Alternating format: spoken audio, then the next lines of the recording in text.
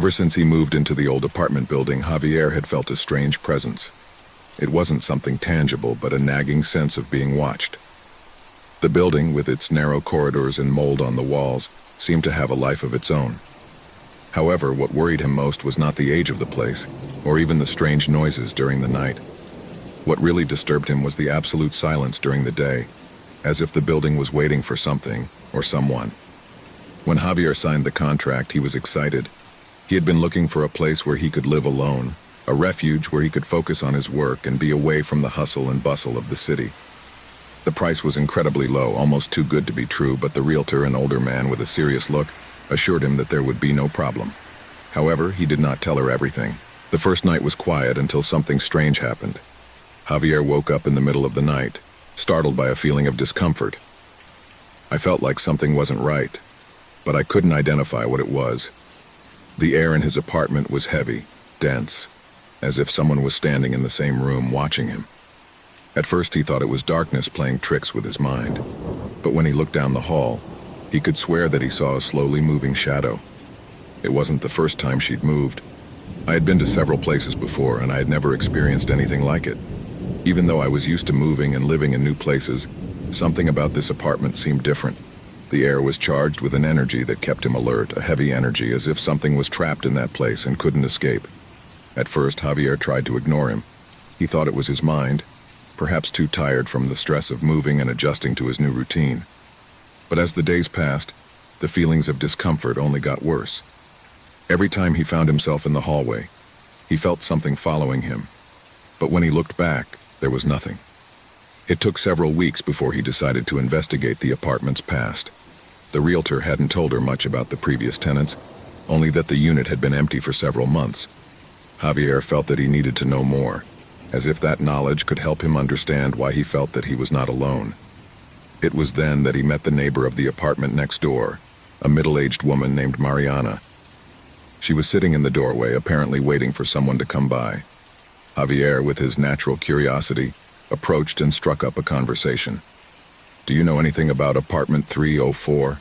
He asked, pointing to her door. Mariana stared at him for a few seconds before answering. Something in his eyes didn't seem to want to talk about it, but finally, he sighed.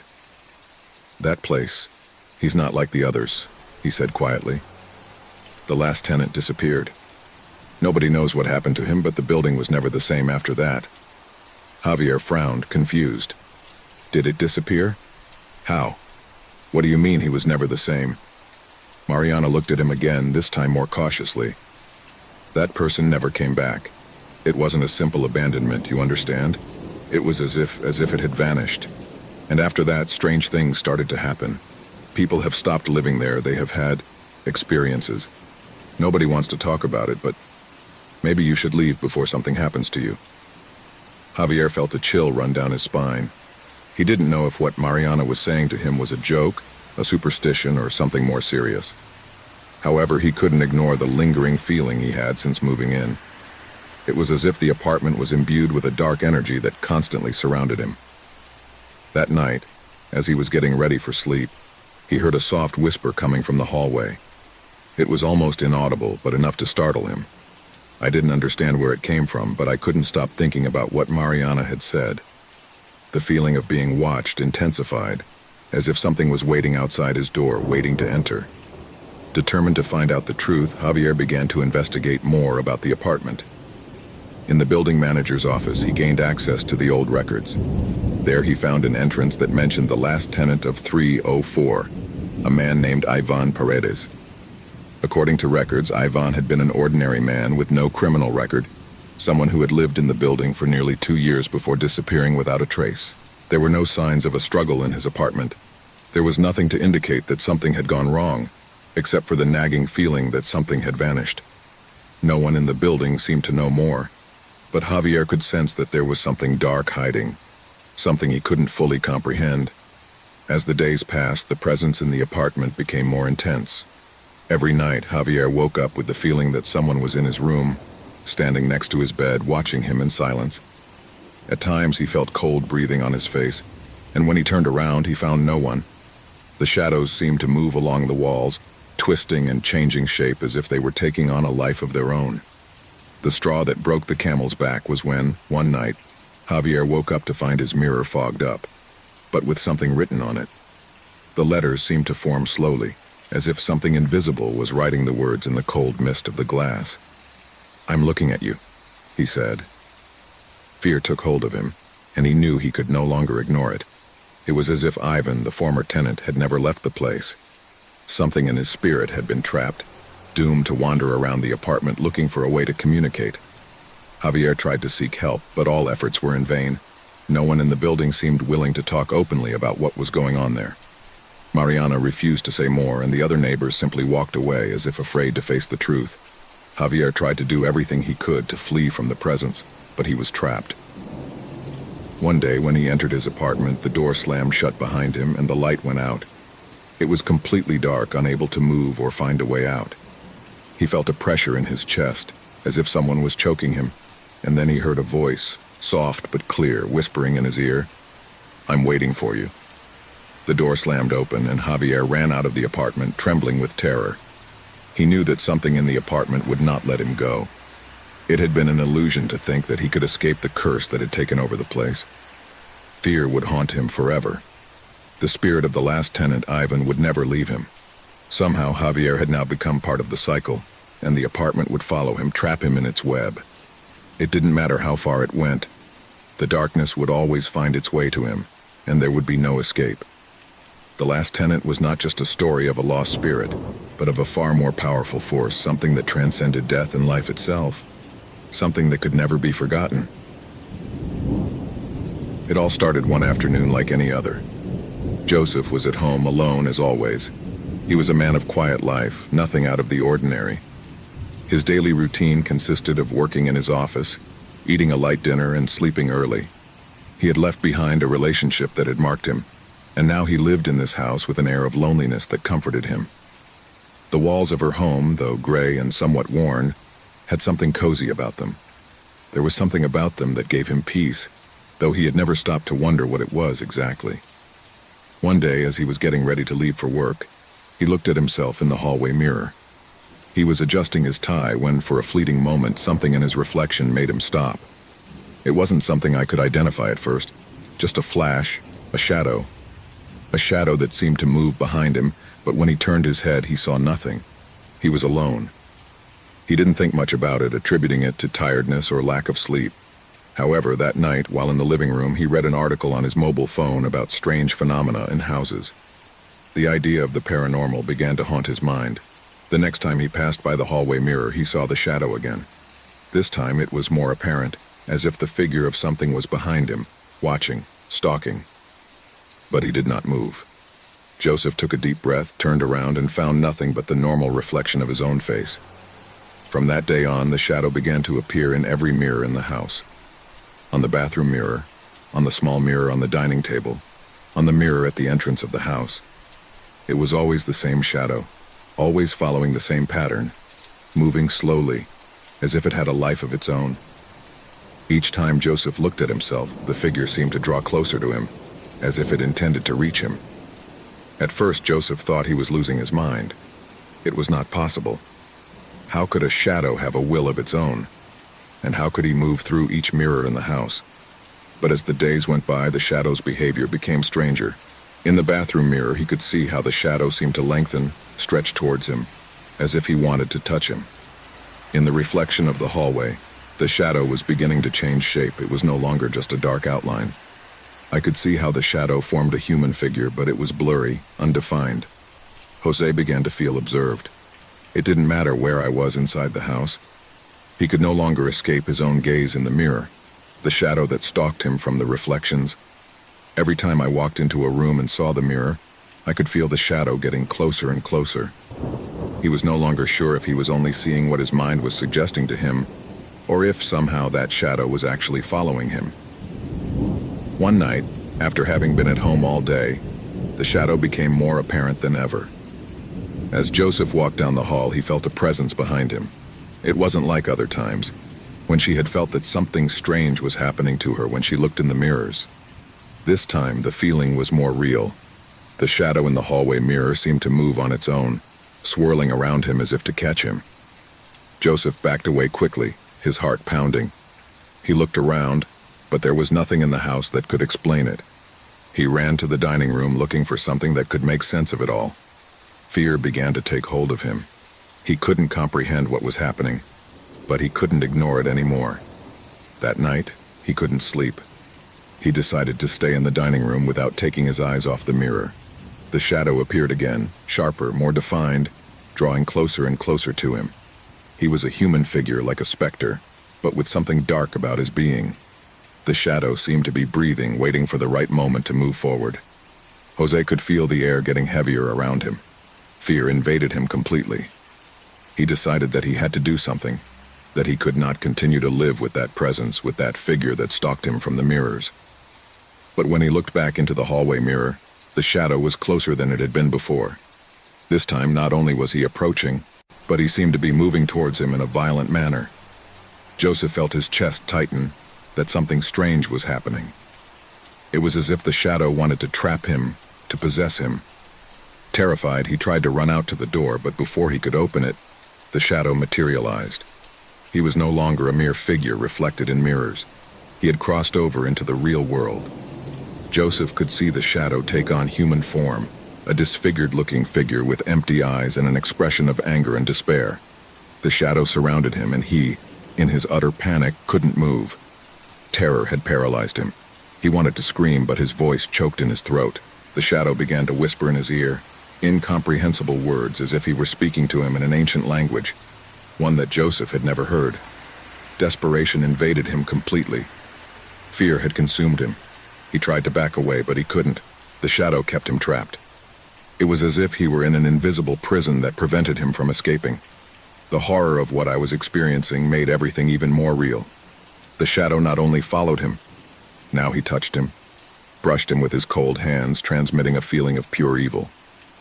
Joseph closed his eyes, trying to escape, but as he opened them, he realized that the shadow was completely above him. His hands were no longer cold but frozen, and they could feel him being dragged into the darkness from which he had emerged. Finally, the shadow absorbed him completely.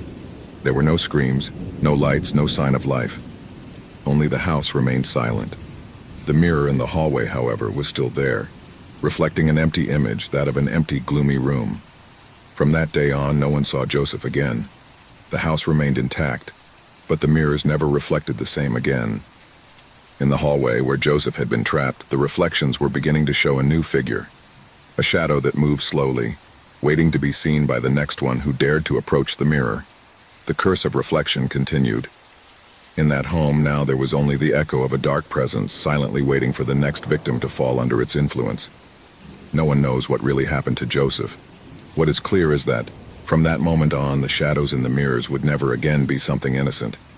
Because sometimes what the glass reflects is not just a reflection, but something much more terrifying, something that can no longer be discarded by the human eye. When Javier walked into the antique store on a cold winter afternoon, he didn't know his life would never be the same. The air was thick, full of dust and the unmistakable smell of old wood. The store, located in a forgotten corner of the city, seemed like a refuge for everything that had been left behind, for those objects that time had marked, but that still had something of value inside. Every corner was crammed with strange artifacts, broken clocks, opaque mirrors, unusually shaped furniture, and portraits of expressionless faces that seemed to observe the visitor with an eerie calm. Javier had been attracted to the store by a strange sensation, something inexplicable that had pushed him to enter. The owner, an elderly man, sat behind a counter full of more items for sale, his eyes hidden behind thick glasses. He didn't pay much attention to it at first, as his gaze was fixed on an object he couldn't stop staring at. A portrait. The painting was hung on one of the back walls. An ancient portrait of a man with a serious face, but with a penetrating gaze that seemed to follow him even from a distance. The man painted in the picture wore a white linen shirt and a dark hat, and his countenance, though calm, conveyed a sense of uneasiness that could not be ignored. The eyes, dark and deep, stood out with a peculiar intensity. Javier felt a chill run down his spine as he watched them. The shop owner looked at him over his glasses and, in a raspy voice, told him that the painting had belonged to a man with a dark history, a history that the townspeople preferred to forget. He said that no one in his right mind should buy it, but Javier, although bewildered by the old man's words, felt that something inside him was impelling him to take it. Maybe it was the feeling of being able to own something so unique, something with so much history. The old man, seeing that Javier was not going to change his mind, gave him the price, and finally the man took it. When he returned home, Javier hung the portrait on the wall of his living room, right in front of the sofa where he used to spend his nights watching television. At first everything seemed normal, although I couldn't help but feel a strange discomfort every time I looked at the painting. The eyes of the man in the portrait looked like move, but it couldn't be. I was sure I was imagining things. However, that feeling of discomfort grew with each passing day. One night, after a long day at work, Javier sat on his sofa, tired, and saw the portrait once more. This time the feeling was different. The eyes of the man in the painting not only followed him, but stalked him. No matter where he moved in the room, those eyes stared at him. A chill ran through his body as a cold sweat pooled on his forehead. He blinked several times, trying to get the idea out of his head. It couldn't be real. How could it? It was just a painting. But as the night wore on, the presence of those eyes made him feel more and more trapped. As the days went by, Javier began to see things that he could not explain. Sometimes, when he looked at the portrait, the man's eyes seemed to move slightly, as if they were fixed on him. Other times I felt something in the room change, as if the air was charged with a palpable tension. The shadows seemed to be longer than usual, and the noises in the house were intensifying. Creaking walls, barely audible whispers. He woke up in the middle of the night with the feeling that someone was watching him, and when he opened his eyes, all he saw was darkness. But he couldn't shake the feeling that those eyes were stalking him even in his dreams. The situation worsened when, one night, Javier decided to move the portrait to another wall, in an attempt to free himself from the growing sense of anxiety. However, in doing this, something strange happened. As he lifted the painting, a feeling of extreme cold came over him, and a dark shadow seemed to cover the place. The eyes of the man in the portrait were staring at him, more intense than ever. At that moment, something changed in the atmosphere of the house. Javier felt an indescribable panic, as if the air itself was pressing on him, as if something invisible was imprisoning him. He couldn't take it anymore and left the portrait on the floor, determined to get rid of it the next day. But that night was the worst of all. Javier woke up with a stabbing pain in his chest, as if someone was pressing his heart. He sat up in bed, looking around, and it was then that he saw something he would never forget. The man in the portrait was standing on the threshold of his room door. His figure was dull, blurred, but his eyes were still the same, those eyes that had haunted him since day one. It was not a dream. It couldn't be. Javier tried to scream, but his voice did not come out. Terror paralyzed him. The man in the portrait began to walk towards him, and with each step, the ground creaked under his weight. Javier tried to move, to get up, but his body did not respond. He was trapped, completely at the mercy of that evil presence that was advancing towards him. The man's eyes shone with a terrifying intensity, as if they had taken on a life of their own, as if they were devouring his soul. At that moment, Javier understood that the portrait was not just a painting. It was a prison, and he was the victim. Suddenly, an invisible force lifted him from the ground and dragged him towards the portrait. He tried to fight, but his strength was fading. The man in the painting watched him unhurriedly while Javier fell to his knees in front of him. At that moment, the air became heavy, almost unbearable, and everything around him began to crumble. The ground beneath his feet disintegrated and the walls faded into darkness. Javier was being absorbed by the painting. In a last-ditch attempt to escape, he managed to turn and see the portrait before being completely consumed. The man in the portrait was looking at him with a satisfied expression, as if he had served his purpose. At that moment, Javier understood that he had been chosen. The portrait had not only stalked him, but had claimed him. The house fell silent. The portrait continued to hang on the wall as if nothing had changed. Nobody knew what had happened to Javier. No one knew that, in that painting, there was now a new look, a new pair of eyes that would follow anyone who dared to observe it, catching the next victim just as it had done with him. The cursed portrait was still waiting in silence, ready to claim whatever was necessary to satisfy his eternal hunger. Every night at exactly midnight, the sky darkened with a dense and heavy fog, while the first drops of the storm fell on the city. No one knew where they came from, or why they appeared so punctually. It seemed like a blessing at first, freshening the air and bringing relief to the sweltering warmth of the city. But as the days went by, the rain began to awaken something much darker, something that no one dared to understand. At 12 o'clock, the first drops fell gently, followed by a rain that intensified rapidly. No one dared to leave their homes when the sound of the storm began to fill everything. It was as if the rain had a life of its own, a being that felt strangely aware, as if it were watching. But the most disturbing feature of those rains was not only their arrival, they were the whispers. As the rain fell heavily, the wind rose, dragging with it voices, incomprehensible murmurs that ran through the empty streets. No one knew where they came from, but every night the whisper grew louder, closer, as if someone was right behind them, breathing into their necks. The figures also appeared, blurred shadows that faded when they were directly observed. Human silhouettes, but with an anomaly. Whenever they looked out into the rain, those figures would disappear into the mist, as if they had never been there. Still, everyone knew they were there, lurking in the dark. The first to notice something strange were the children, small creatures that, without understanding the danger, played in the rain. But the laughter soon turned to terrified screams. Those who played near the storm began to see those figures, and some even swore they had touched them. They said that the sensation was as if the figures' hands were cold and wet, and when they touched them, they felt a pressure that made them shudder to the bone. Worst of all, when the children tried to run away, something stopped them. Their feet were glued to the ground, as if the earth itself were holding them back, as if an invisible force was dragging them back into the rain. That's when the city began to speak. The elders knew something. Everyone knew the legend, although no one dared to tell it out loud. They said that long before the city was founded, there was a small town that fell under a curse brought by an eternal storm that fell every midnight, bringing with it fear-feeding figures. No one could escape, and no one survived to tell what happened. The city had been built on the ruins of that village, but the rain, according to the elders, never went away. I had been waiting. One night, after several days in a row of heavy rains, a group of young people decided to investigate. Armed with flashlights and cameras, they drove into the center of the city, hoping to find a logical explanation. The rain began to fall with the same precision as always at 12 o'clock. As they walked through the deserted streets, the wind began to rustle, but this time it was different. The murmurs were not just whispers, they seemed like words that crept into their minds. At one point, one of the young men, Thomas, began to speak loudly, as if responding to someone.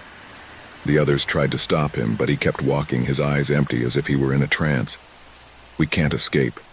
There's no way out," he murmured, his voice cracking with fear. "They are waiting for us. They are always here." The rain was falling harder now, and the murmurs turned into screams, distorted voices that filled the air with despair. The figures began to appear, gliding in the fog, slowly moving towards the group of young people. Some tried to flee, but their feet were no longer responding. Something was holding them back. Those who dared to look back saw those figures getting closer and closer, and although the shadows were vague, they could sense the presence of something much more sinister. Suddenly, one of the figures stopped in front of Thomas. His face was shrouded in shadows, but his silhouette was clear, a human figure standing in front of him. Thomas stretched out his hand as if he wanted to touch it, but the moment his fingers brushed against the figure, a heart-rending scream filled the air, and the shadow vanished into the mist, leaving only the feeling of an icy hand taking hold of his heart. The others screamed as they saw Tomas fall to the ground, his body stiff, his face distorted by terror. No one could understand what had happened. They had tried to escape, but something kept them trapped in that place. The air was getting denser, as if the storm was absorbing all the light, leaving only a dense, heavy darkness that surrounded them completely. That's when they started to see something even more terrifying. Out of the shadows emerged hundreds, perhaps thousands of figures, all with the same empty faces, all approaching with frightening slowness. The shadows intertwined, forming a mass, as if they were united by an invisible force. The air was filled with whispers, murmurs of voices speaking in forgotten languages in low, guttural tones that penetrated the brain. Some of the young men tried to run again, but their bodies were no longer responding. They felt that the city itself was holding them back, that the ground was sticky, as if the earth was alive and dragging them in. The rain was falling harder, and the air smelled of dampness, of putrefaction. Suddenly, a large shadow emerged from the center of the city, larger than all the others. Its silhouette was huge, imposing, and seemed to be made of fog but so dense that it seemed solid. "Fears are never forgotten," whispered a deep voice echoing through the air. "We have fed off the city for generations. This rain, this storm is nothing more than a reminder of what we left behind." The young people, paralyzed by terror, could barely move a finger. The figure drew closer, and as he did so, the whispers increased, mingling with blood-curdling screams and sobs. There was no way to escape. The whole city seemed to be alive, breathing, stalking, waiting. Then, with one last whisper of despair, the young people were swallowed by the shadows. The figures vanished as quickly as they had appeared, and the rain stopped. At dawn, when the sunlight finally reached the city, everything seemed to be calm. But in the streets, on the walls of the buildings, there remained the marks of those who had disappeared, marks that would never fade. The midnight rain had claimed others, and the city, already lifeless, was left waiting for the next storm, the next victim. And each night, at exactly midnight, the drops began to fall once more, followed by the whispers and figures that were always there, waiting. A group of hikers decided to venture into one of the most mysterious caverns in the country, a place known for its depth and dark secrets. The cave, located in a remote mountainous region, was famous among caving enthusiasts, but few dared to explore it completely due to the legends that revolved around it. It was said that those who entered beyond a certain point never returned, and although many took it as simple old wives' tales, the sense of unease was palpable. It was a gray day when the group, made up of 5 people, entered the cave. The expedition had begun with enthusiasm and laughter, sharing anecdotes and enjoying the thrill of the unknown. As they made their way through the narrow corridors, the air became denser and the temperature dropped, but still, no one seemed worried. Their lanterns cut through the darkness, creating long, twisted shadows on the rock walls. "Just a few more minutes, and we'll get to the deepest point," said Andrew, the group leader, with a confident smile. "It will be a challenge, but we will get through it without a hitch." But something began to change. At first, it was just a sensation, something subtle that others didn't seem to notice. A strange pressure in the air, as if the darkness itself were absorbing the light from their flashlights. As they advanced further and further, the cave seemed to transform. The corridors became narrower, the rocks sharper, and a piercing cold penetrated to the bone. "Why don't the flashlights shine well?" asked Laura, one of the youngest hikers in the group, staring at her flashlight in bewilderment. "No matter what I do, the light seems weaker."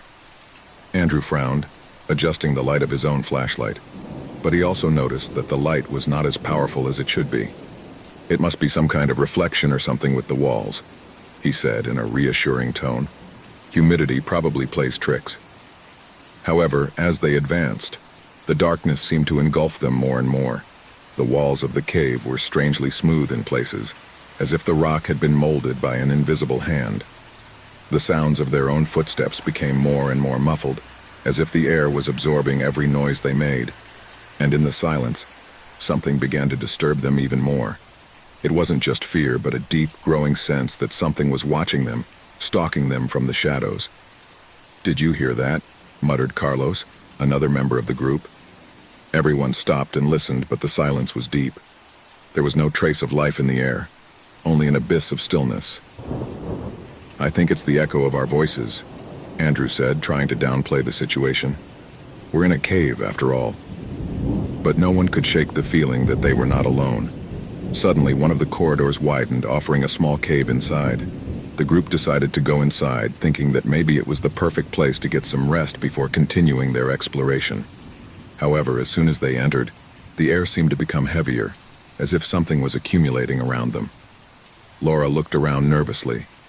"There's something weird about this place. It's like vibrating." Carlos began to move through the space, touching the walls of the cave. "Nothing weird here, just rocks," he said, but his voice sounded unconvinced. Suddenly he stopped and looked at the ceiling. "What's that?" Everyone looked up, and a shiver ran down their spines at the sight of the strange marks on the walls.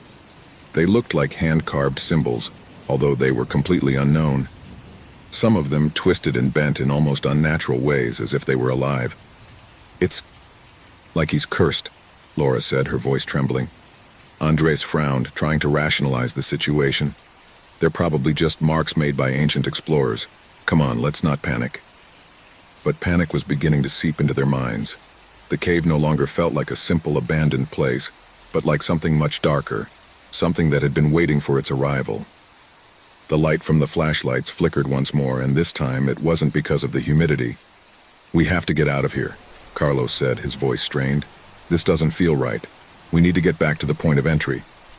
"Okay," Andrew replied, "but we need to find our way back first."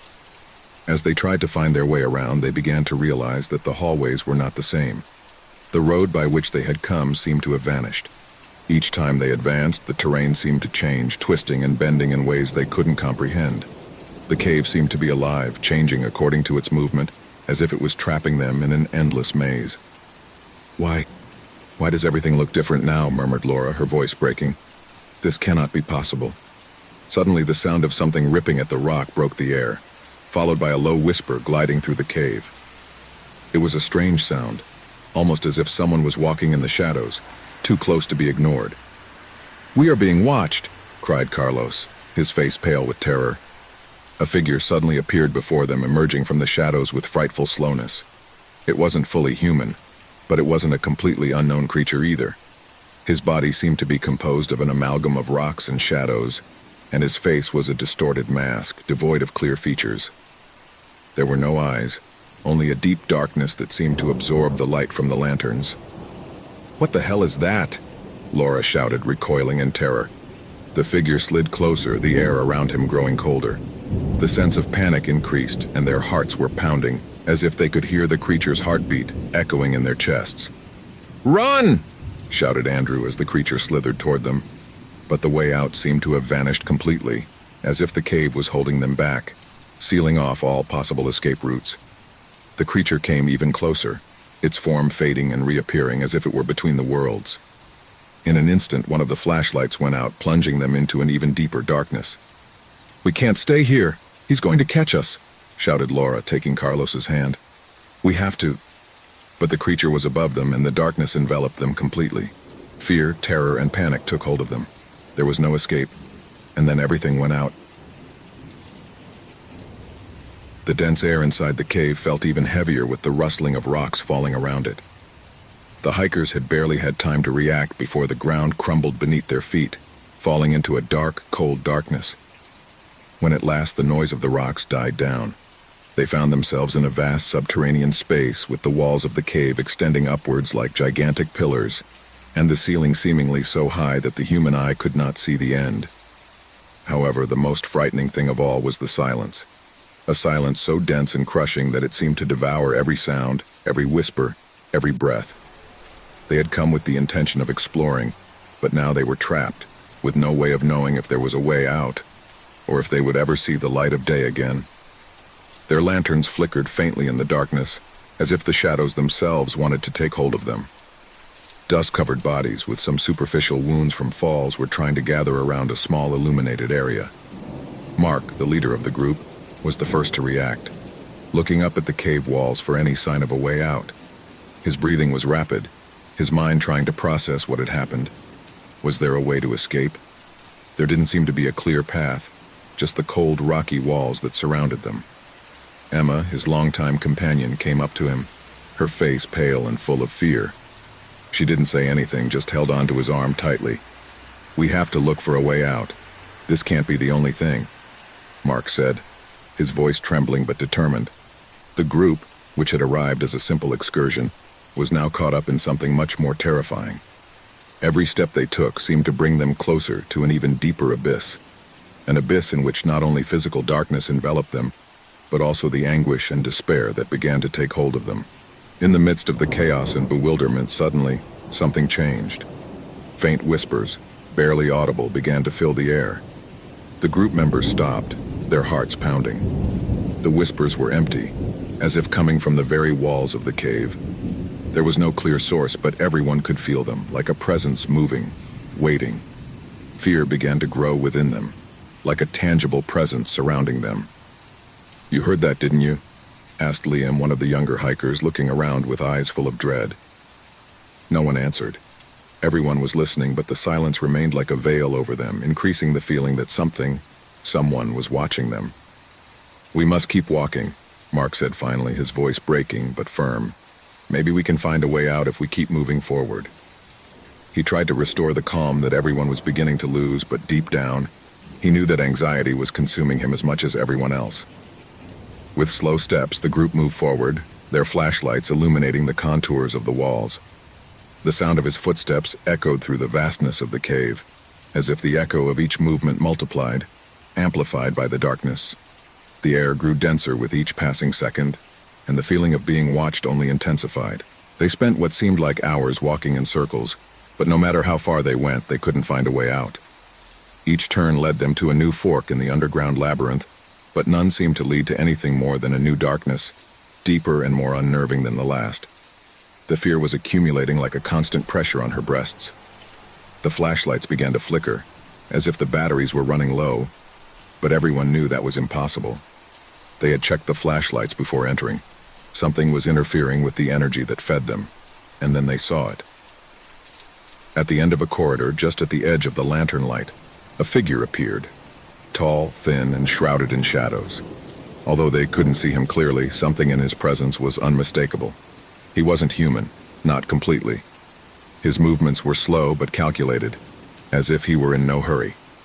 His figure seemed to merge with the darkness, and despite being several meters away from them, everyone felt a chill run down their spine. It was as if his very presence was filtering the air, invading the space with a fear so palpable that it was difficult to breathe. "What's that?" asked Emma, her voice almost a whisper, afraid that the walls themselves might hear her. The figure did not respond, but his presence was enough to make each member of the group paralyzed. No one moved. No one spoke. Only the sound of his heavy breaths filled the air. Something inside them was telling them that if they got any closer, if they tried to move a single muscle, something terrible would happen. Suddenly, the figure moved towards them, slowly moving forward, its face never fully visible. Each step seemed to increase the weight of the fear that enveloped them. The tension in the air became unbearable, as if everything was about to break. Mark, fighting the terror that paralyzed him, took a step back, trying to get away from the figure, but something stopped him. An invisible force seemed to press on his chest, preventing him from moving. "We can't stay here," shouted Liam, but his voice was filled with panic and despair. He tried to run, but his legs didn't respond, as if the ground itself had become unforgiving, unable to support his weight. The figure was getting closer, and now Mark could see something that made his blood run cold. Instead of a human face, what he saw was a void, an abyss in the place of the eyes, where there was only darkness. The figure began to speak, but his words were incomprehensible, swept away by a distant echo that seemed to come from everywhere. "This is the end," the figure whispered, his voice echoing in their minds. "There is no escape from the abyss. This is where it all ends." Terror seized them in an instant. There was no way out, there was no hope. The abyss had claimed those who had tried to escape. Suddenly, the ground beneath his feet began to shake violently, and the echo of a distant scream, filled with despair and pain, echoed through the walls of the cave. The figure began to fade into the darkness, but his laughter, filled with mockery and emptiness, continued to reverberate in the ears of the hikers. The last memories they had before succumbing to the abyss were the laughter and muffled screams, and the sound of rocks falling on them, as if the cave itself was closing its doors forever. The guardian of the abyss had served his purpose, and with his last laugh, the group of hikers disappeared, forever trapped in the endless darkness. Daniel's apartment had always been his refuge, a place where the stillness of the night offered him the calm he needed so much after a tiring day. A space where shadows seemed to whisper secrets that only lonely people could understand. He had lived alone for years after the separation from his wife, and although loneliness sometimes overwhelmed him, he had learned to live with her. Life had lost its luster, but at least it remained stable. One night, as he was getting ready for sleep, Daniel noticed something strange. The digital clock light, which always flickered in the darkness of his room, seemed even dimmer than usual. Everything in the apartment was the same.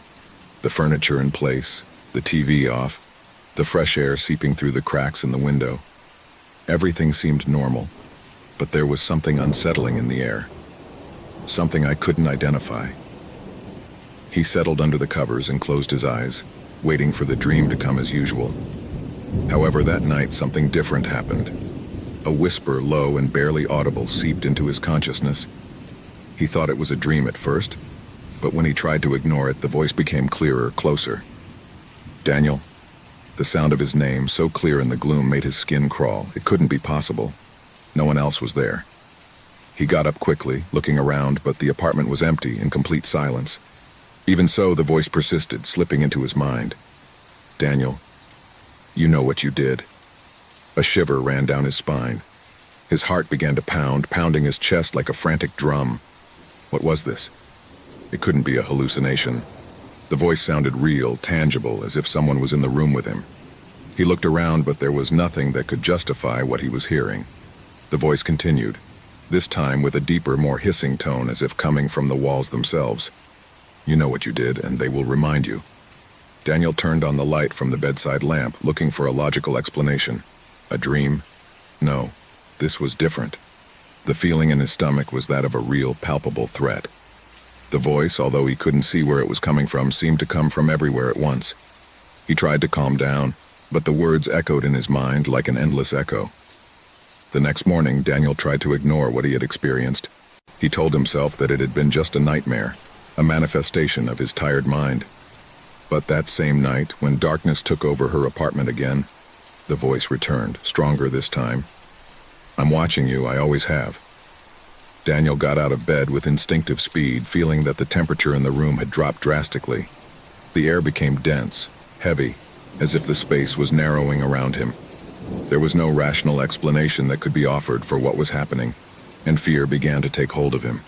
He wondered if his sanity was beginning to crumble, if he was losing control of his mind. "Who are you?" he shouted, his voice trembling. The answer came in a whisper, but this time it was different. The voice not only spoke, but seemed to come from inside his own head, like an alien thought invading his personal space. "You know what I did, don't you? How did you forget me so easily?" The words struck his mind with such force that he fell to his knees. The voice seemed to come from a place I couldn't comprehend. His thoughts became cloudy and the sense of panic intensified. Doubt began to sow deep roots in his mind. He remembered the separation with his ex-wife, the decisions he made, the mistakes he made, but none of that seemed enough to justify the terror he felt. An idea began to form, with fear taking over his thoughts. Could this voice, this entity, be something related to his past? Something I had tried to escape from all those years? But the voice seemed to know everything, more than he wanted to admit. The next night, as darkness fell on the apartment, the voice returned with overwhelming insistence. Daniel couldn't take it anymore. He picked up his phone and called a friend, but the call dropped before he could say anything. Panic overwhelmed him. He was alone, completely alone. "Daniel, do you want to know the price of your decisions?" The room was cold, the air thick and stuffy, as if he were drowning in the presence of something he could not see. The furniture, the walls, the ceiling seemed to close in on him. Each shadow seemed to lengthen unnaturally, and the light from the lamp flickered faintly. The voice began to laugh, a low, guttural laugh seeping into his brain. The feeling that something was watching him, lurking around him, became unbearable. Daniel felt as if something was dragging him along, something dark that took hold of his soul, squeezing it, making him relive his worst fears. "You can't escape. You never can." Suddenly the sound of footsteps echoed in the hallway.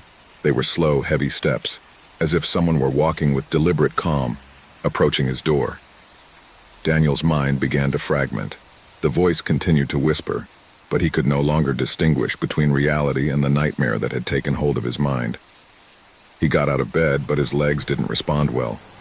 Anxiety dominated him. His breathing was agitated, and fear had paralyzed him. When he tried to open the door to get out, something stopped him. The door was locked from the outside, and a cold, invisible hand seemed to hold it firmly. "You know what you did. Remember?" The voice was much closer now. Terror seized him. His mind struggled to find a way out, but the shadows, thicker and denser, seemed to close in on him. He couldn't run away from his own darkness, from his own memories, from the decisions he'd made that were now in some way condemning him. Suddenly the door opened with a blood-curdling creak. Daniel took a step back, watching in horror as the figure of a woman appeared at the entrance. His eyes were empty, lifeless, and his face was a mask of pain and suffering. The woman walked toward him with terrifying slowness, as if every step she took was a sentence. "Do you remember me, Daniel?" It was as if the voice that had been harassing him for so long had finally taken shape. The woman in front of him seemed to be a manifestation of his own demons, his own guilt. Fear completely paralyzed him as the figure advanced toward him.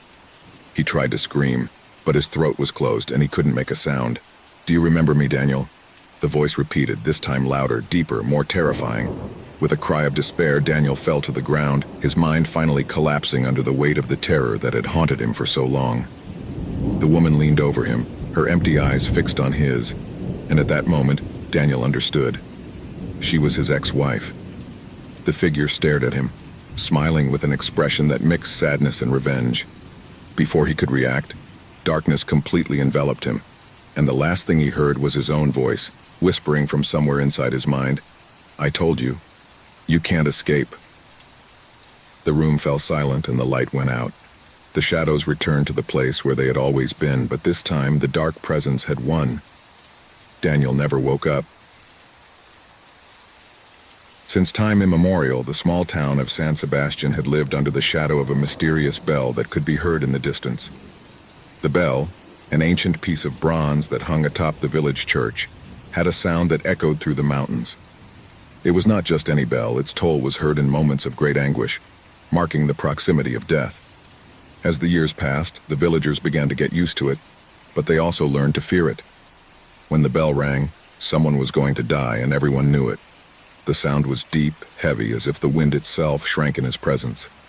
Some said that it was the voice of a soul trapped between two worlds, while others claimed that the bell was cursed, condemned to ring every time the life of an inhabitant was extinguished. The elders of the village remembered that it had been installed generations ago by a priest who disappeared without a trace. No one had ever managed to decipher the true origin of the bell. Everyone was afraid to approach her. The people had survived generations of suffering, always with the same curse lurking. The deaths came with the sound of the bell, which never failed, never stopped. In the darkness of the night, its sound penetrated the houses of the inhabitants, announcing the fate of some of them. Some tried to ignore it, but everyone knew that if the bell rang, death was near. On a stormy night, the sound of the bell was louder than ever. He struck with an intensity that seemed to reverberate in the bowels of the people. Each blow was a terrifying echo, echoing off the walls of the houses, shaking the hearts of the bravest. No one in the village had ever heard such a loud and ominous ringing. Anguish took hold of all who heard that sound, which reached the depths of their souls. But that night, there was someone who did not give in to fear.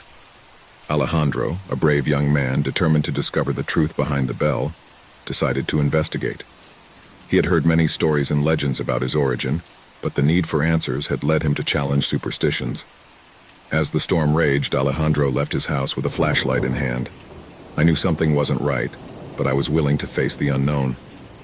The streets of the town were deserted, the windows closed and the doors barred. The houses, normally full of life, had become mausoleums, all the inhabitants fearful of the bell. Alejandro walked through the deserted alleys, the wind whipping his face, but he did not hesitate. The church, which stood like a dark giant on the top of the hill, was waiting for him. I knew that there I would find the answer. The bell could not be the only mystery in that place. Something else was hidden. Something else was waiting to be revealed. As he ascended the steep path that led to the church, the fog thickened, enveloping everything around him. The light of the lantern trembled with every step he took, as if darkness were trying to swallow everything in its path. The sound of the bell kept ringing louder and louder, closer and closer. It was as if the bell itself was calling him, guiding him to his destination. When he reached the doors of the church, Alejandro felt a chill run down his spine. The doors, which had always been closed, were now ajar, as if they were waiting for him. Without thinking, he pushed the door hard, and as he crossed the threshold, the cold air enveloped him.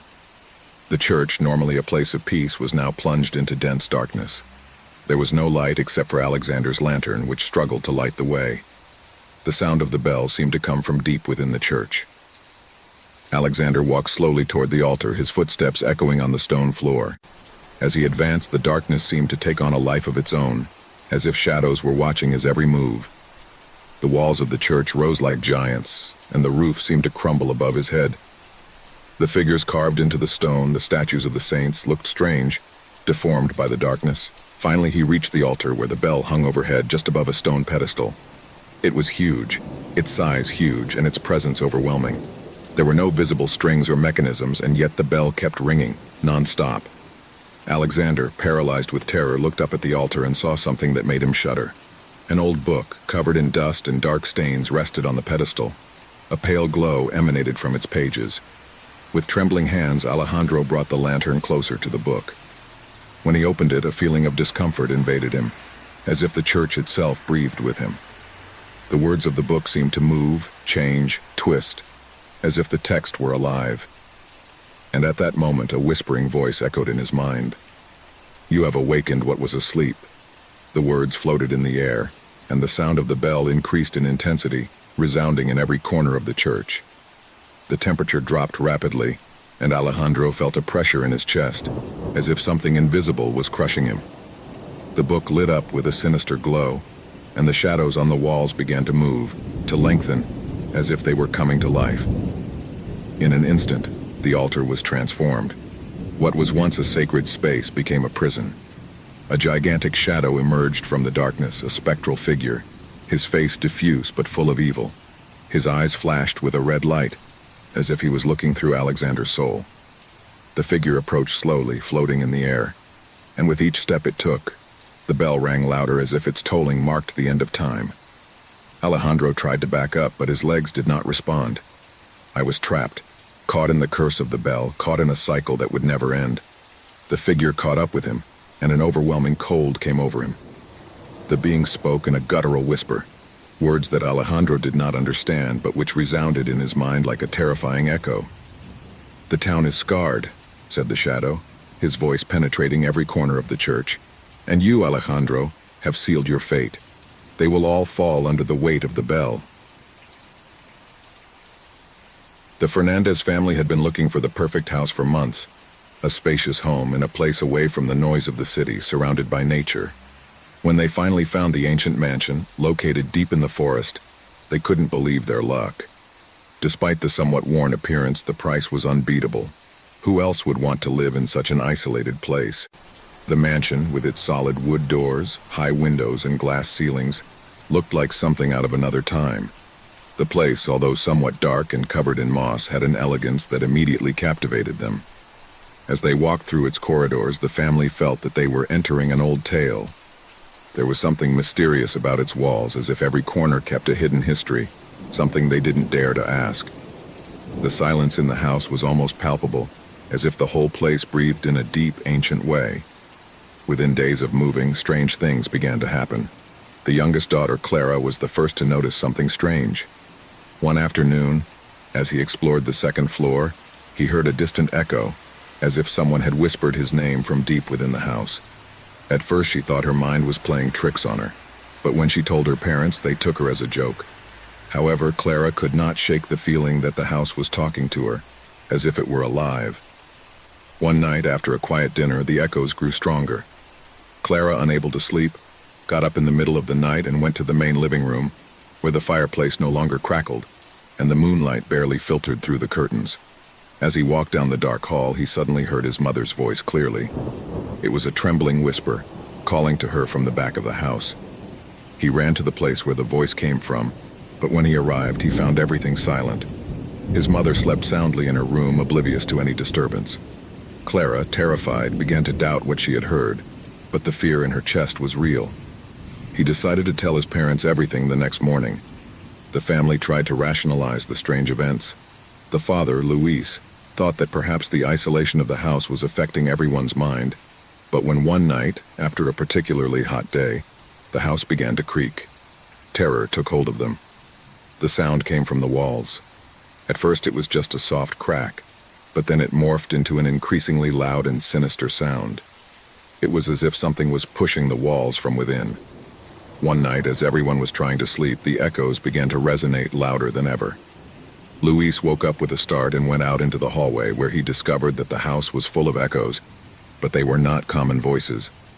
It seemed as if someone was whispering incomplete sentences, unintelligible words, as if the walls were repeating the secrets of the former owners. The echoes became clearer and clearer, and began to form words that, although incomplete, gave a feeling of indescribable discomfort. Luis, restless, began to investigate the history of the mansion. He found that the previous family had lived there for generations, but what surprised him most was the fact that none of them had survived the house. They had all moved, but something had forced them back, something dark and persistent. No one had ever grown old living in that house. Each member of the family had died young, mysteriously. The house seemed to devour the lives of those who dared to inhabit it. Luis began to suspect that the echoes they heard were not just sounds from the past, but were the voices of those who had lived and died in the mansion. The walls not only whispered their secrets, they retained them. There was something evil about that place, something that trapped souls and held them prisoner. One night, Clara couldn't take it anymore. She ran out of her room, disoriented, as if she were being called by something invisible. She ran through the halls, the echoes following her, calling her name over and over again. When he reached the main hall, he stopped in his tracks. In front of her, in the mirror on the wall, she saw a figure. It was his mother, but his eyes were empty, hollow, as if the woman he saw was but a shadow of his former self. The figure smiled in a strange, twisted way, while his lips formed words that Clara could not understand. Terror invaded her, but she could not move, as if the house had trapped her in that very place. In the distance, the echoes began to rise, louder, clearer, until they became desperate cries. They were the voices of the former inhabitants of the mansion, calling for help, warning that it was too late. Luis came running to the classroom when he heard Clara's scream, but what he found left him paralyzed. There was no trace of her. Only the resounding echo of his name remained, repeating itself on the walls. In desperation, Luis tried to call the police, but in doing so, he discovered that the phone lines in the house were cut. No one outside that place could hear them. The family realized they were no longer alone. Something dark had awakened in the mansion, something that was not only watching them but was slowly devouring them. No one could escape the echoes that filled the house, which resounded louder and louder, like a sentence that never ended. As the weeks passed, the family began to fall apart. The echoes not only caught their voices but also their minds. Their memories became distorted. Their emotions became erratic. Luis began to lose his sense of reality, and his wife, Anna, seemed to become more and more distant, as if trapped in an endless dream. Clara, for her part, did not stop listening to her mother's voice calling her, urging her to join her in a world where the limits of life and death did not exist. Finally, on a particularly dark night, the echoes peaked. The house itself seemed to breathe, and the shadows on the walls began to take shape. The former residents of the mansion materialized before them, and as their screams echoed through the air, the Fernandez family finally understood what it meant to live in that house. It wasn't just a home, it was a prison with no way out, where trapped souls would never stop suffering. The family, already consumed by terror, never managed to escape.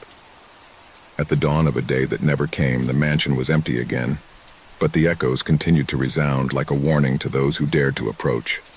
The house of the echoes finally had claimed its last victim. It was a dark and cold night when, after hours of driving on desolate roads, David finally saw the lights of the forgotten hotel. He was alone on the journey, and the road seemed endless.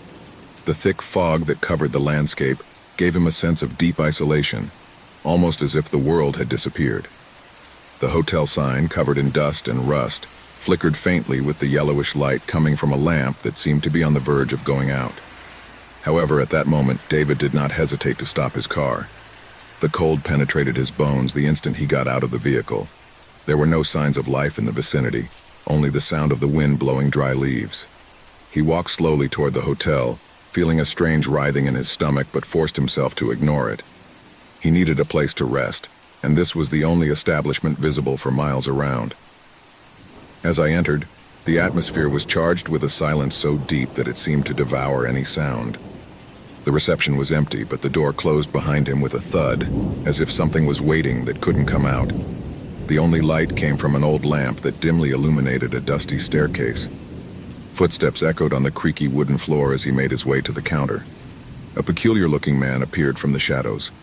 His face was pale, with sunken eyes and a strange smile that could not hide his discomfort. Despite his unsettling presence, the man was kind to offer him a room. "A single night, right?" he asked, his voice as soft as the whisper of the wind outside. David nodded. feeling the discomfort of not being able to see the receptionist's face well. He was handed the key to room 23, which appeared to be the only one available, and the man pointed to a door in the dark hallway. Without thinking too much, David headed there. As he walked, the feeling of discomfort grew, as if the corridors of the hotel were alive, watching him, waiting for something. The door to room 23 creaked as it opened. Inside, everything seemed to be covered in a layer of dust and dirt, but the bed, somewhat rickety, was made, which gave him a strange sense of tranquility. On the bedside table, an oil lamp emitted a soft light, as if someone had left everything in its place, ready to receive it. David put his backpack on the floor and sat up on the bed. He decided not to think about his thoughts anymore and lay down, staring at the ceiling as he listened to the incessant creaking of the wood under his weight. The wind was howling outside, but nothing seemed out of place, at least for now. Gradually, his eyes closed, but before he fell into a deep sleep, he heard something. A whisper. It seemed far away, perhaps coming from the corridor, but he did not give it importance. As the night wore on, the sound became clearer, more insistent. It was a low murmur, as if someone were speaking in a low voice, barely audible but constant. David tried to ignore it and covered his head with his pillow. However, what troubled him most was not the whisper, but the feeling that someone else was in the room with him. The next morning, he woke up sweating. He had had a vivid nightmare filled with shadows and echoes of voices surrounding him. The sunlight barely came through the windows, but he decided it would be best to get out of there as soon as possible. However, when trying to leave, something strange happened. The door to the room wouldn't open. He tried to turn the handle hard, but it wouldn't move. A cold sweat began to run down his forehead as he felt panic wash over him. Suddenly, a soft, distant laugh could be heard behind him.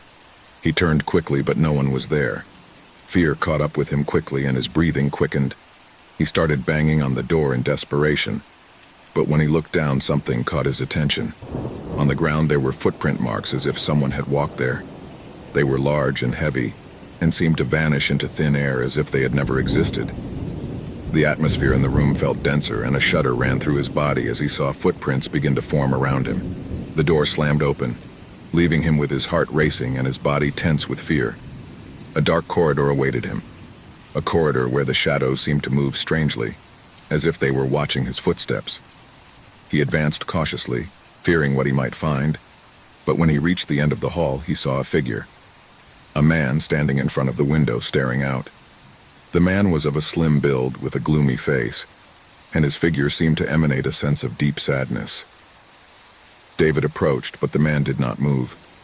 When he was close enough, the man spoke without turning. "Did you stay overnight?" he asked, his voice soft, like a whisper lost in the wind. David nodded, not knowing what to answer. The man turned it around slowly, and that's when David saw it right. His face was marked by scars and wrinkles, but the worst thing was his empty gaze, as if his soul had been ripped from his body. The feeling of terror enveloped David, and he felt a shudder in his spine. "This hotel is full of shadows," the man continued. "Shadows of those who died here. No one leaves, no one escapes." David backed away, feeling the terror paralyze him. He wanted to flee, but his legs did not respond.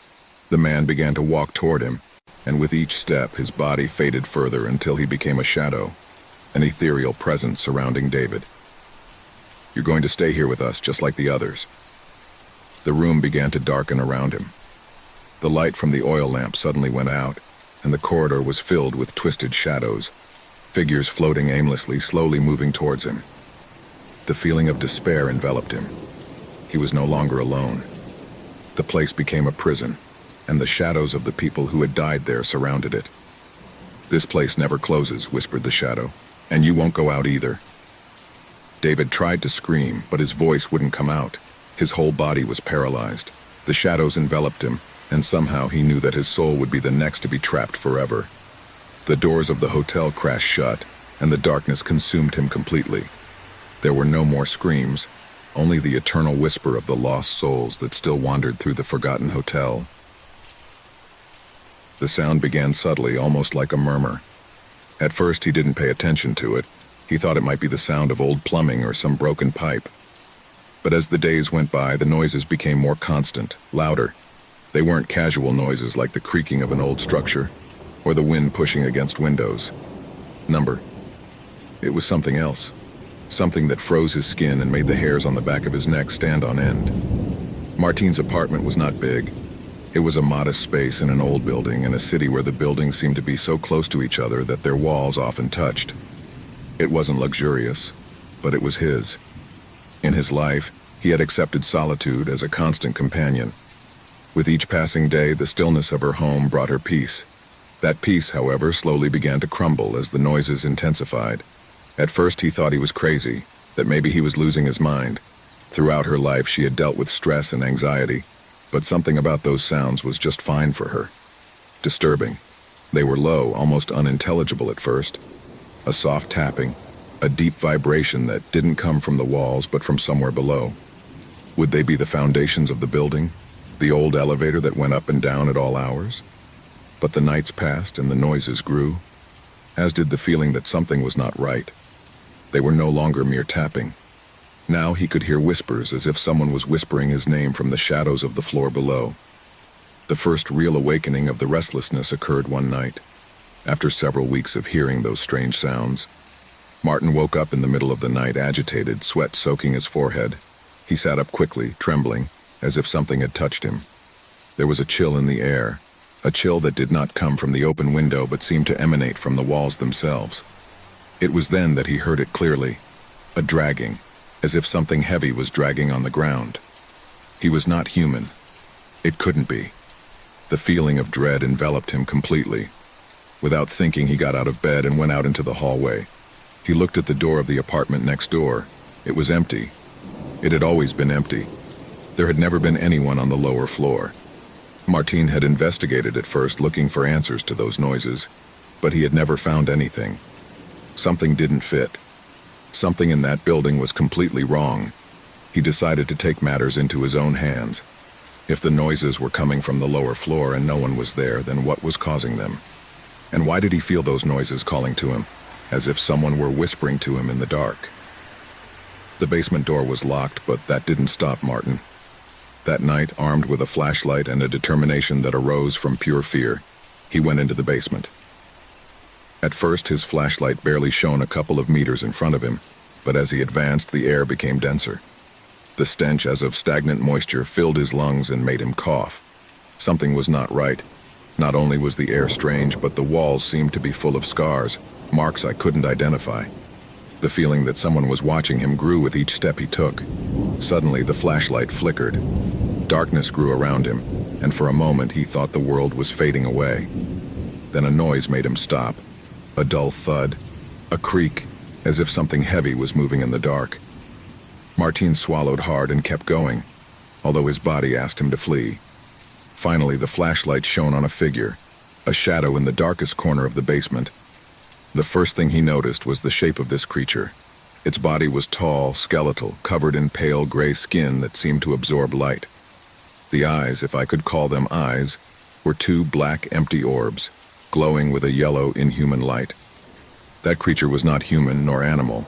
It was something much older, something that was hiding in the shadows, feeding on something I couldn't understand. Martin could not move. He was paralyzed with terror. The creature, with slow but sure movements, began to crawl towards him. Every step he took echoed off the walls as if the ground was shaking. Martin tried to back up, but his legs did not respond. Fear had trapped him. The creature got closer and closer. A cold breath ran down Martin's back, and darkness closed around him. He could feel the weight of that presence, as if he were being absorbed by it, as if the shadows themselves were surrounding him, taking possession of his being. At that moment, the flashlight flickered again, and in the darkness, Martin could hear a whisper, one he would never forget. "It's too late." The shadow of the creature spread through the basement, and Martin, unable to react, fell to the ground. The creature silently moved even closer, brushing its skin with its icy touch. The creature then began to speak in a strange whisper, a murmur that seemed to penetrate its mind. He told him dark stories, stories of those who had fallen before him, those who had come too close to the lower floor and paid the price. There were beings, entities, dwelling in darkness, waiting to be awakened. Martin, hearing those words, felt his soul being torn apart. An indescribable fear consumed him, as the creature dragged him into the shadows. At that moment, Martine understood the worst of all. Not only was the creature a being who lived in darkness, but that darkness was his home, and he had stepped into his realm beyond what was allowed. Terror enveloped every corner of the apartment as the figure disappeared from their sight. No one saw Martin again. No one heard the strange noises coming from the lower floor again. The creature, however, continued to wait, feeding on the darkness and the lost souls that time and again fell into its trap. A few months later, a new tenant moved into the building, and that same night, the whispers on the lower floor began again. After years immersed in the emptiness of loneliness, a man finds himself trapped in a cycle of anguish and silence that seems eternal. The house, an old and gloomy building, has been his only refuge, but it soon becomes his worst prison. The walls that had given him shelter become a constant threat, full of murmurs and whispers that grow with each passing day. As the nights lengthen and darkness takes over every corner of the house, the feeling of being watched intensifies. What starts as simple noises from the old house, the creaking of the woods, the hum of the pipes, turns into something much more disturbing. Man, who has lived for years apart from the world, begins to hear a voice. It's low and whispering, almost inaudible, but enough to chill the blood of anyone in its place. At first, he convinces himself that he is imagining things. Loneliness is driving him crazy. After all, I've never experienced anything like it before, but the voice doesn't stop. It doesn't matter how hard you try to ignore it, how loud the music is, or how tight you keep the windows. The whispers come in clearer and clearer, until finally they are heard as if they were a palpable presence, nestled within the very walls of the house. Those whispers don't seem to have an end. They seem to come from the cracks, from the inside of the rotting wood, from the very earth on which the house was built. Every word she hears seems like a heavy burden settling on her mind, bringing with it painful memories she had buried years ago, memories she refuses to remember, but which the voice seems to uncover around her. As the days go by, the house becomes more claustrophobic. The walls, which once offered her a refuge, now feel like a trap. The voice, now clearer and full of despair, constantly stalks him. He speaks of dark secrets that he himself had forgotten, of events that he had deeply repressed. He remembers his mother's blank look when she left him at the door of his grandparents' house, the days they spent not knowing if he would ever see her again, the voices whispering about family betrayals and secrets that should never have come to light. The tension grows, and the man begins to feel harassed not only by the voices, but also by the atmosphere that surrounds him. The shadows seem to move on their own, and the lights in the house flicker for no apparent reason. The air becomes dense, as if the house itself were alive, breathing with it, waiting for something. The anxiety grows as the voices become clearer, more urgent, as if each word is a dagger piercing his soul. On one of the darkest nights, when the clock strikes the time when everything seems to be at its lowest, the voices finally reveal the source of their suffering. They are not simple echoes of the past. They are not simple forgotten memories. They are the voices of those he has wronged, people he has abandoned, betrayed, and left behind in his lonely life. They are the echoes of a conscience that does not let him rest, the whispers of a life that he himself destroyed without being aware of what he was doing. It is at that moment, when despair consumes him completely, that the walls begin to move. The first thing he notices is the deep, deafening creak, as if the very structure of the house is yielding under the weight of the secrets it holds. The walls, once solid and cold, are now deformed, as if the house is responding to the voices that filter through the cracks. The figure that materializes before him is blurred, incomplete, like a shadow that still struggles to take shape. But he is not a figure who inspires peace. His eyes, empty and dark, seem to look directly into his soul, stripping him naked. The creature, an amalgam of shadows and repressed memories, slowly approaches, its footsteps barely audible but unmistakable. The man wants to scream, but his lips do not respond. He wants to run away, but his legs won't move. He is trapped, surrounded by the presence of those he has failed. The creature speaks, and its voice is a mixture of the whispers and cries of the past. It is a voice that takes his breath away, that fills him with a terror so deep that he feels that he is going to faint at any moment. He speaks to him of guilt, of the crimes he has committed in the name of indifference and loneliness. It reminds him of his lies, his broken promises, and the empty life he has chosen to live. Every word is a weight on your chest, every breath an effort to stay conscious. The darkness in the house seems to be denser now, as if the house itself is devouring the light, dragging the man into the deepest darkness. Memories of his mother, of his abandonment, of his lost childhood, strike him with such brutal force that he feels like he's falling apart. But he can't move. He can't escape. The creature shows him the scene he had never wanted to remember. He, as a child, looking out the window as his mother walks away with a sad smile on her face. There are no words between them, only a void that stretches between them, an abyss of silence that he could never fill. The figure stops right in front of him, and in an almost imperceptible whisper says, "It's your fault, this is all your fault."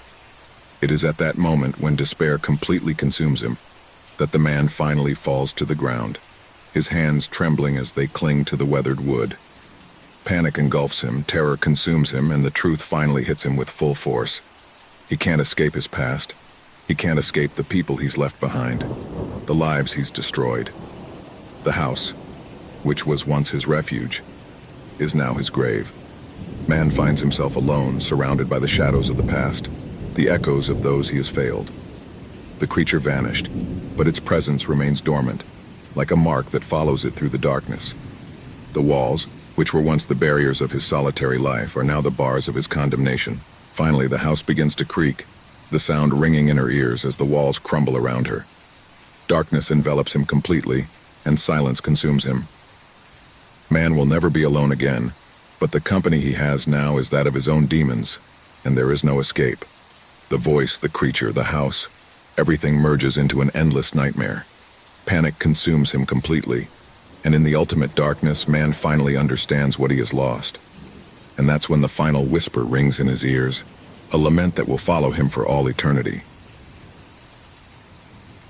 St. Brace's University had witnessed hundreds of stories, from the early days of its founding to the modern era. Its Gothic architecture, with its towering towers and dark corridors, inspired both respect and fear. No one really knew every corner of campus. The oldest spoke of forgotten corridors, locked doors, and underground passages that led to places that should never be discovered.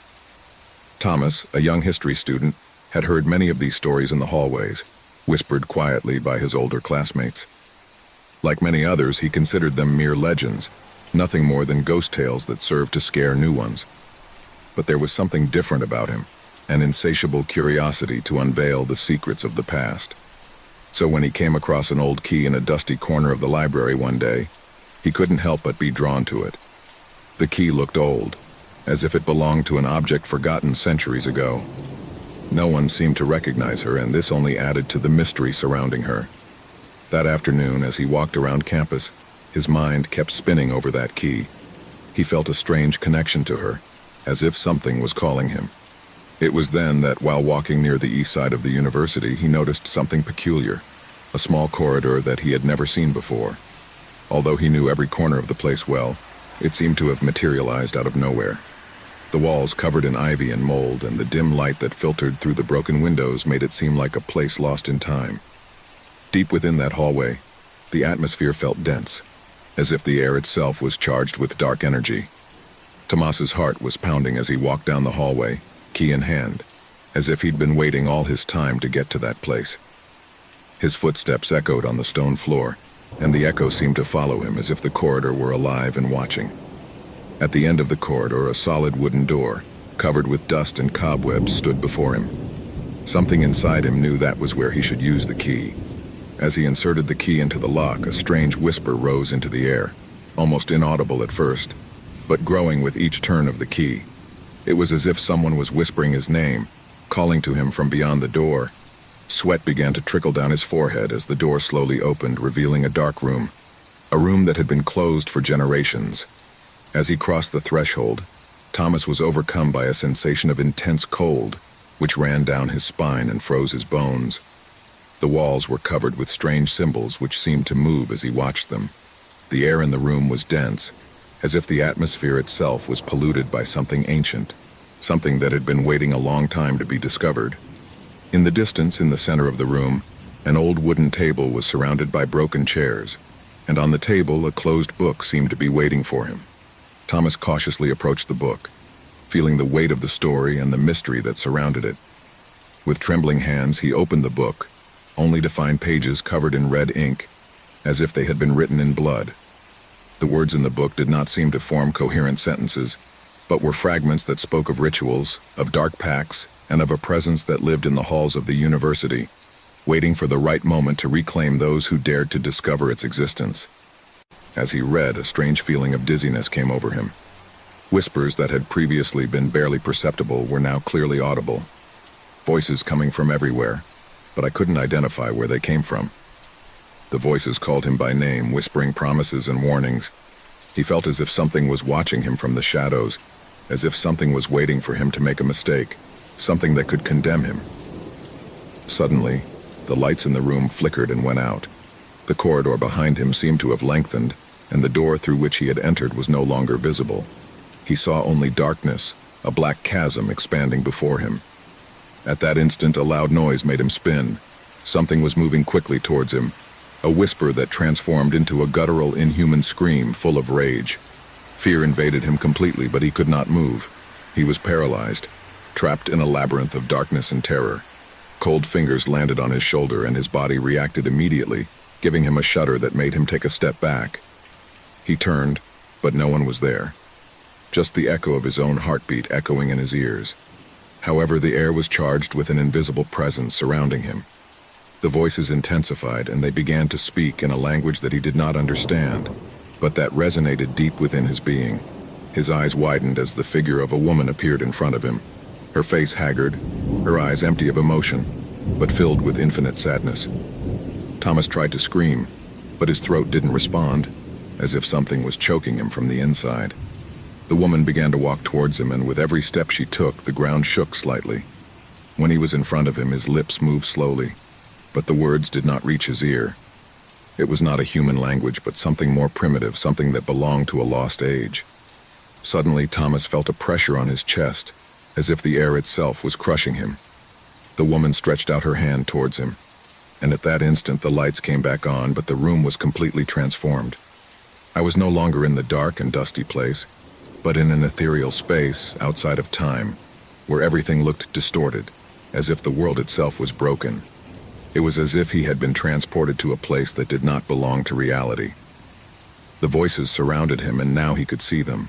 Shadows of human figures, all with the same empty and sad expressions, all whispering but not saying anything he could understand.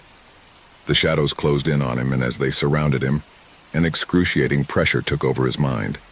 He wanted to scream, but the words choked in his throat. Finally, the woman spoke, and this time her words were clear, though filled with overwhelming darkness. The corridor is alive. It always has been. All those who have crossed its doors have been claimed. And now, it's your turn. Panic took hold of him, but he couldn't move. The darkness surrounded him, and the voices called to him, full of despair, of pain. The hallway had been created to trap curious souls, to keep them trapped in an endless cycle, and now Thomas had become part of that cycle. The woman, now a shadowy figure, looked at him with infinite sadness, as if she were sorry. The hallway was never a physical place. It was a threshold, a line between the world of the living and the world of the dead, and once crossed, there was no turning back. Tomas never returned. The whispering hall closed behind him, and the voices died away, leaving only the echo of his lost existence. The mystery of St. Bryce's University continued, and the legends about the forgotten corridor grew more somber.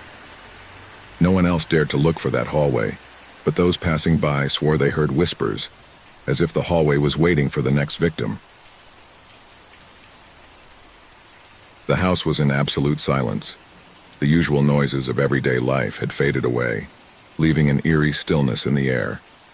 Rosa, the woman who lived in the house, walked through the halls with a feeling of discomfort that she could not shake. There was something strange about the air, something she couldn't identify, but that made her feel observed.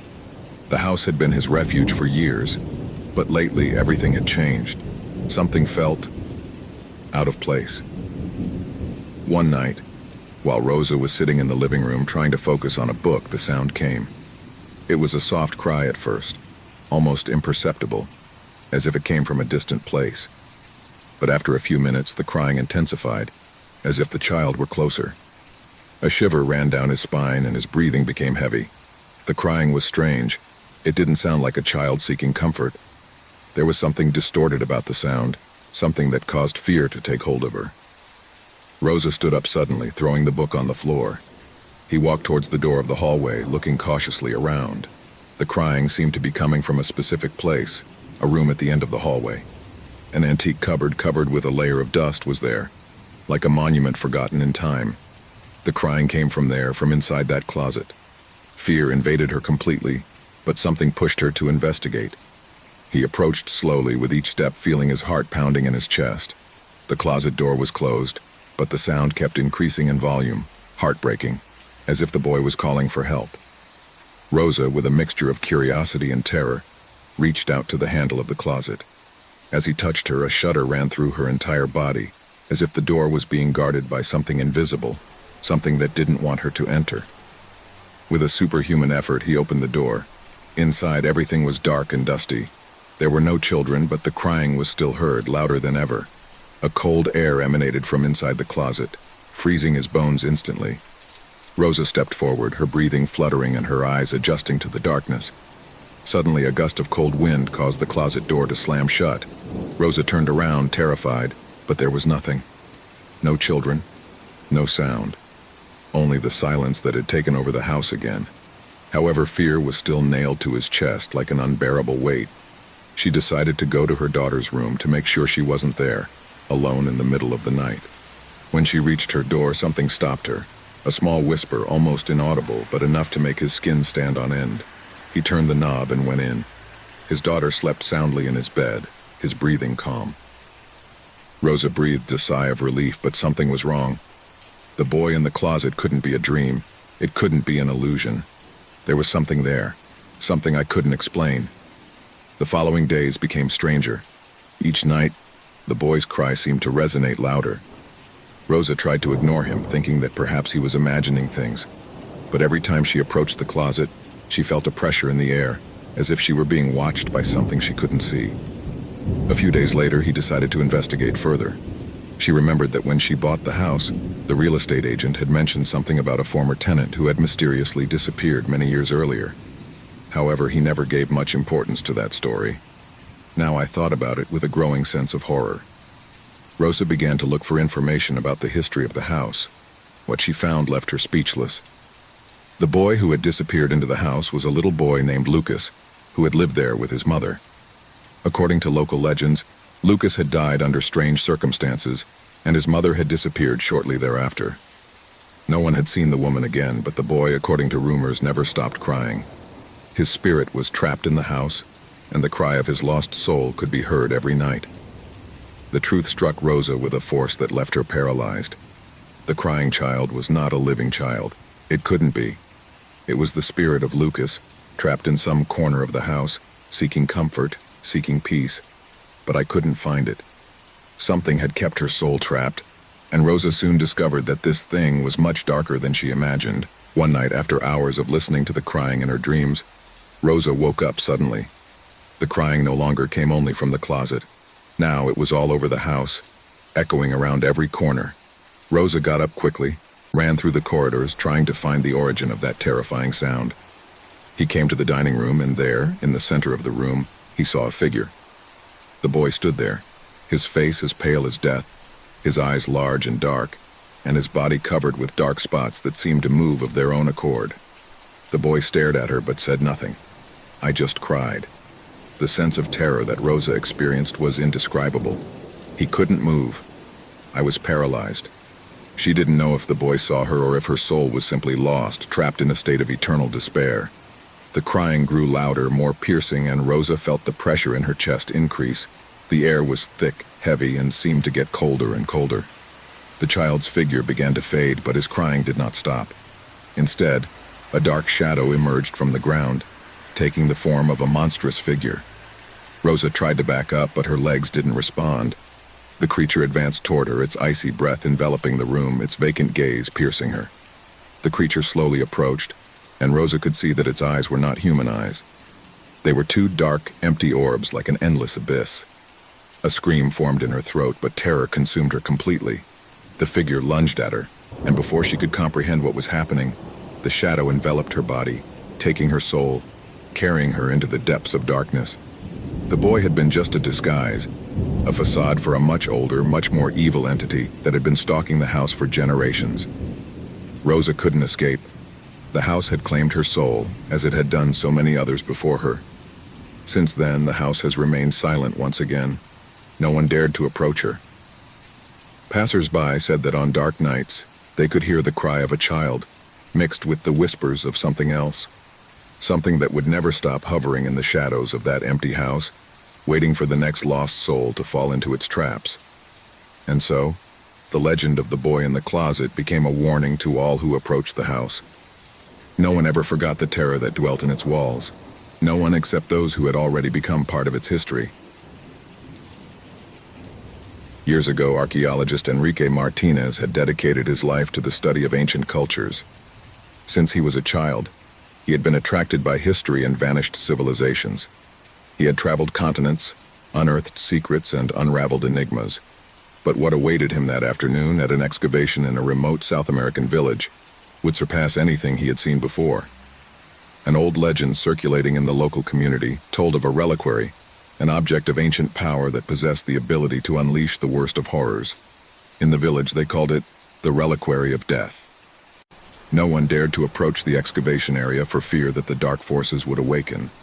However, Henry, with his insatiable desire for knowledge and his skepticism about such stories, ignored the warnings and decided to delve deeper into the search. One day, after weeks of meticulous work, Enrique and his team discovered something they didn't expect. Among the rubble of a structure that dated back centuries, something metallic glowed faintly in the sunlight. At first, he thought it was just a piece of pottery, but as he cleaned it with great care, he soon realized that it was a locket, small but adorned with intricate engravings and strange symbols that seemed to move as he looked at them. With trembling hands and a mixture of excitement and caution, Henry grasped the locket. The piece seemed to have a life of its own. The aged gold shone in a way that hypnotized him. However, a shiver ran down his spine when, as he opened the locket, he felt a dark energy that was unleashed with a rumble that echoed in his chest. Suddenly, an icy air invaded the place, and the shadows seemed to lengthen, as if they wanted to devour him. Enrique took a step back, looking for the locket with his eyes, but it was too late. The evil had been released. Darkness took over his mind, and something inside him whispered, though he couldn't understand it. A heavy silence descended upon the camp. The men around him began to feel him, as if an unknown presence was stalking them, watching them from the shadows. That night, the first strange events began. The air grew heavier, the stars shone brightly, but they offered no comfort, only a warning. Enrique was alone in his tent when, suddenly, a feeling of extreme cold enveloped him. At first he thought it might be the wind, but he soon realized that it was not natural. The light of his flashlight flickered, then went out, and in the darkness he could hear a low, deep whisper, like the murmur of voices rising from the bowels of the earth itself. His hands trembled as he reached for his lighter, but as he did so, something stopped him. A pair of red eyes flashed in the darkness, watching him, looking at him with terrifying intensity. Enrique felt his heart racing, terror running through his skin. He tried to scream, but his voice choked in his throat, as if an invisible force was oppressing him. His eyes drew closer and closer until Enrique felt that he was about to be dragged into that darkness. The vision suddenly faded. The store returned to calm, but Enrique knew that it had not been a dream. Something had changed inside him. The locket had not only released an evil force, but it had also left a mark on his soul. The next day, he tried to continue his work, but the atmosphere grew denser each time he approached the locket. The men in the camp began to abandon the excavations, terrified by the manifestations of the paranormal that happened every night. The voices whispered louder, and the shadows seemed to move unnaturally. Many of the workers said they saw shadowy figures slipping into the corners of their eyes. Some even began to fall ill inexplicably. A couple of days later, Enrique began to experience horrible nightmares. In his dreams, he saw a figure wrapped in a dark cloak, with red eyes and a sinister smile. The figure called him, invited him to join her, to follow the path to death.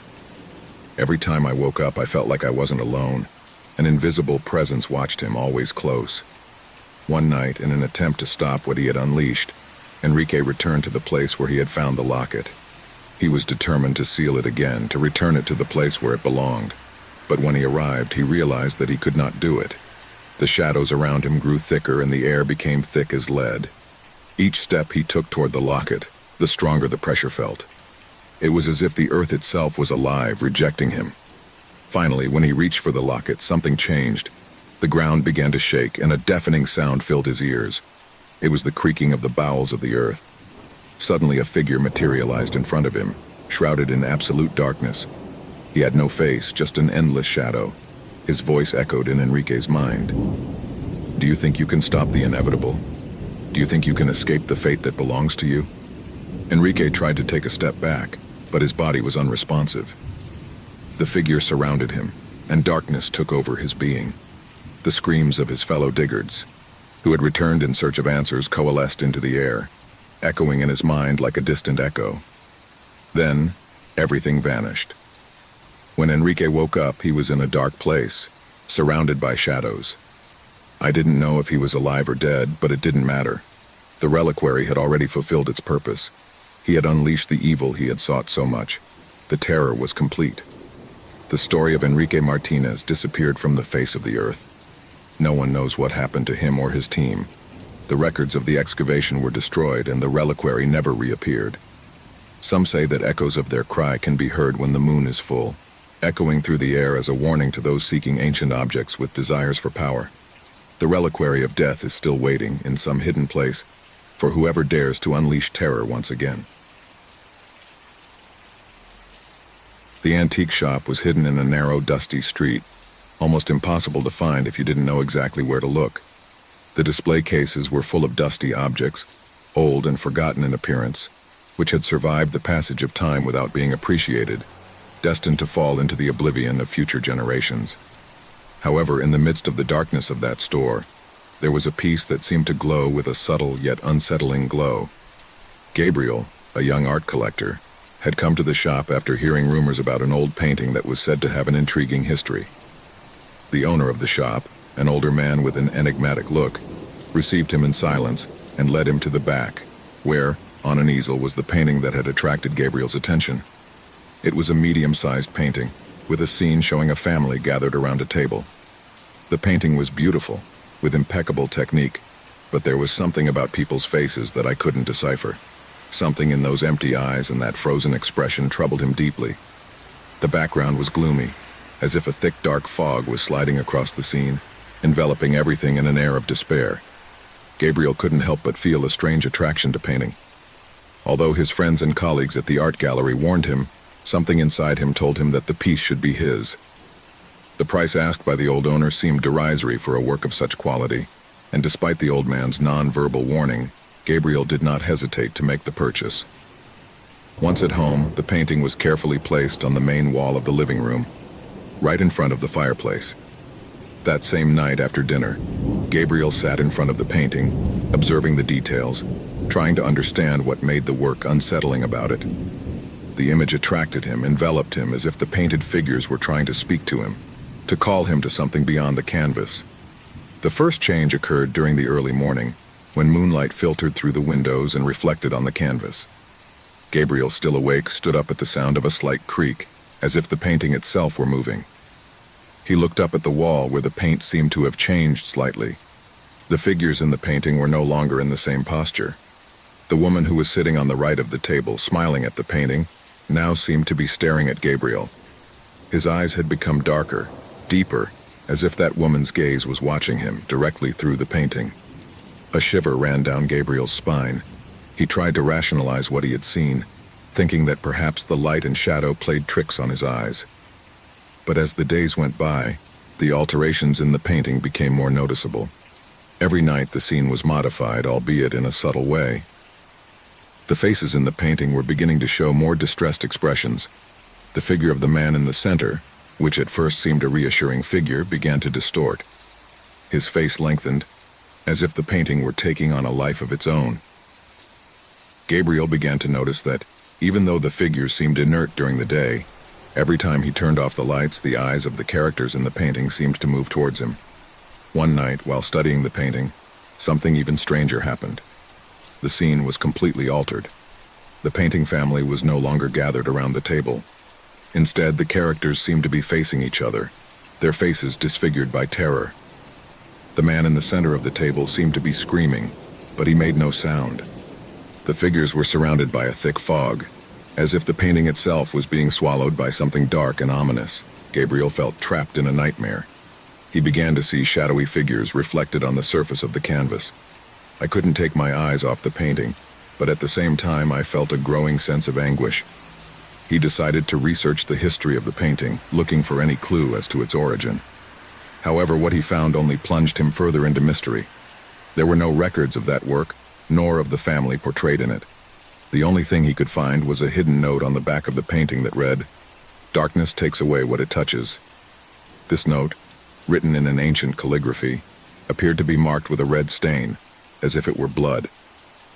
One afternoon, when returning from work, Gabriel found the painting completely changed. The scene had advanced. Now it showed the characters in what seemed an even more disturbing scenario. A fire was burning behind the family, consuming the scene in total chaos. The woman's figure, which at first seemed to be the calmer figure, was now wide-eyed, her hands raised as if trying to scream, but not audibly. Gabriel was indescribably attracted to painting, but at the same time an unbearable terror seized him. One night, as I was looking at the painting through a dim light, something worse happened. The figures began to move in the painting. The woman on the right, the one who originally looked so calm, slowly raised her hand to the surface of the painting. Gabriel took a step back, trembling. A shrill scream echoed through his head, a sound of despair and pain. Suddenly, the woman's figure began to slowly fade away, as if she was being absorbed by the fire at the bottom. Every time I looked at the painting, something else changed, something creepier. The characters were no longer only horrified, but seemed to be suffering, as if the painting was taking their lives. Gabriel began to feel a presence, something that slipped behind him, watching him as he looked at the painting. I couldn't escape that feeling that I wasn't alone. Then something even more terrifying happened. During one of his sleepless nights, Gabriel woke up with a feeling of tightness in his chest. He looked at the painting and saw something he had never imagined. One of the figures in the painting, the man sitting at the table, had disappeared. Instead, he was himself staring from the canvas. The painting had captured him. Terror seized him. Gabriel tried to move away, but his eyes could not stop looking at the painting. The man in the painting, now with his face distorted, began to slowly move towards the edge of the painting, as if he was trying to break through the canvas. Gabriel jumped up, but the figures began to lengthen and twist, emitting whispers that echoed in his mind. The worst of all was when one of the figures began to call him by his name. Gabriel heard clearly the whisper of his own voice emerging from the painting. "Gabriel, come here." The feeling of despair completely invaded him. His mind became cloudy, and fear consumed him. He ran to the door, but when he tried to open it, the painting seemed to come to life. His eyes full of terror looked at him, and he felt that he was being pursued. The figure of the man in the painting, now with a macabre grin, began to stretch towards him, as if trying to reach for him. Gabriel could not escape that oppressive atmosphere. The man in the painting drew nearer and nearer until, with a last cry, he disappeared from the canvas, leaving only the dense fog that enveloped the scene. Suddenly, everything in the room went dark. Painting was no longer just an image on the canvas. Gabriel could no longer distinguish between the real world and the painting, as if the painting had completely absorbed him. Fear, terror, and despair surrounded him, as he watched the scene of the painting slowly unravel, taking with it the only reality he knew. The painting had served its purpose. The house stood lonely, surrounded by trees that seemed to whisper to each other with each gust of wind. Its facade, aged by the passage of time, crumbled to one side, but its structure remained imposing, like a shadow that hid forgotten stories. For Laura and her family, this place represented a new opportunity, a fresh start after years of hardship. They moved without much thought, attracted by the apparent tranquility of the countryside and the promise of a home that could offer them peace. It was a rainy Monday when they arrived, the water pounding against the windows furiously, but nothing seemed to break the solemn atmosphere around them. The mother, Laura, watched nervously as her children, Alan and Sophia, ran around the house exploring every corner while she organized the first boxes. The air smelled of old wood, but despite the humidity that permeated everything, the house seemed to have a presence of its own, something that could never be ignored. The first hours passed without any notable incident. The children laughed, and Laura tried to organize the kitchen, which was larger than she had imagined. But soon they began to notice something strange. The echoes. At first they thought it was part of the place, that the old walls amplified the sounds. But the truth was much more terrifying. It all started when Laura called her children for dinner. "Alan, Sophia, dinner is ready," he shouted from the hallway. But what he answered was not the voice of his son or daughter, but a deep, guttural voice that seemed to come from the walls themselves. "Laura," the voice whispered, but it wasn't she who was listening to it. It was an alien voice, deep, ancient, that slipped through the house like a shadow.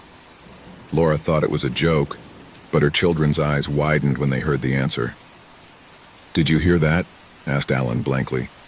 Laura tried to calm the children, assuring them that it was just the sound of the house, but as the days passed, the echoes began to become more persistent. At first, the voices only repeated what was being said, but soon they began to alter the words.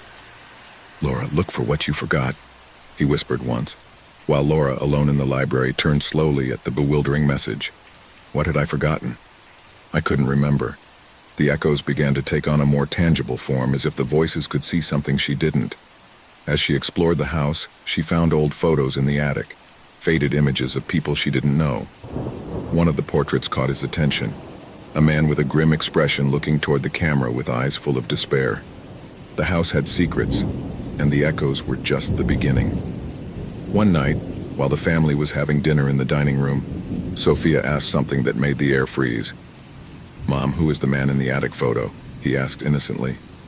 Laura felt a chill run down her spine. She hadn't mentioned anything about the photo. "What man?" he muttered, but before he could ask, the voice of the man in the photo spoke in the dining room. "Look at what you're hiding." Panic gripped Laura, but she still tried to rationalize what was happening. The voices were echoes, nothing more than that.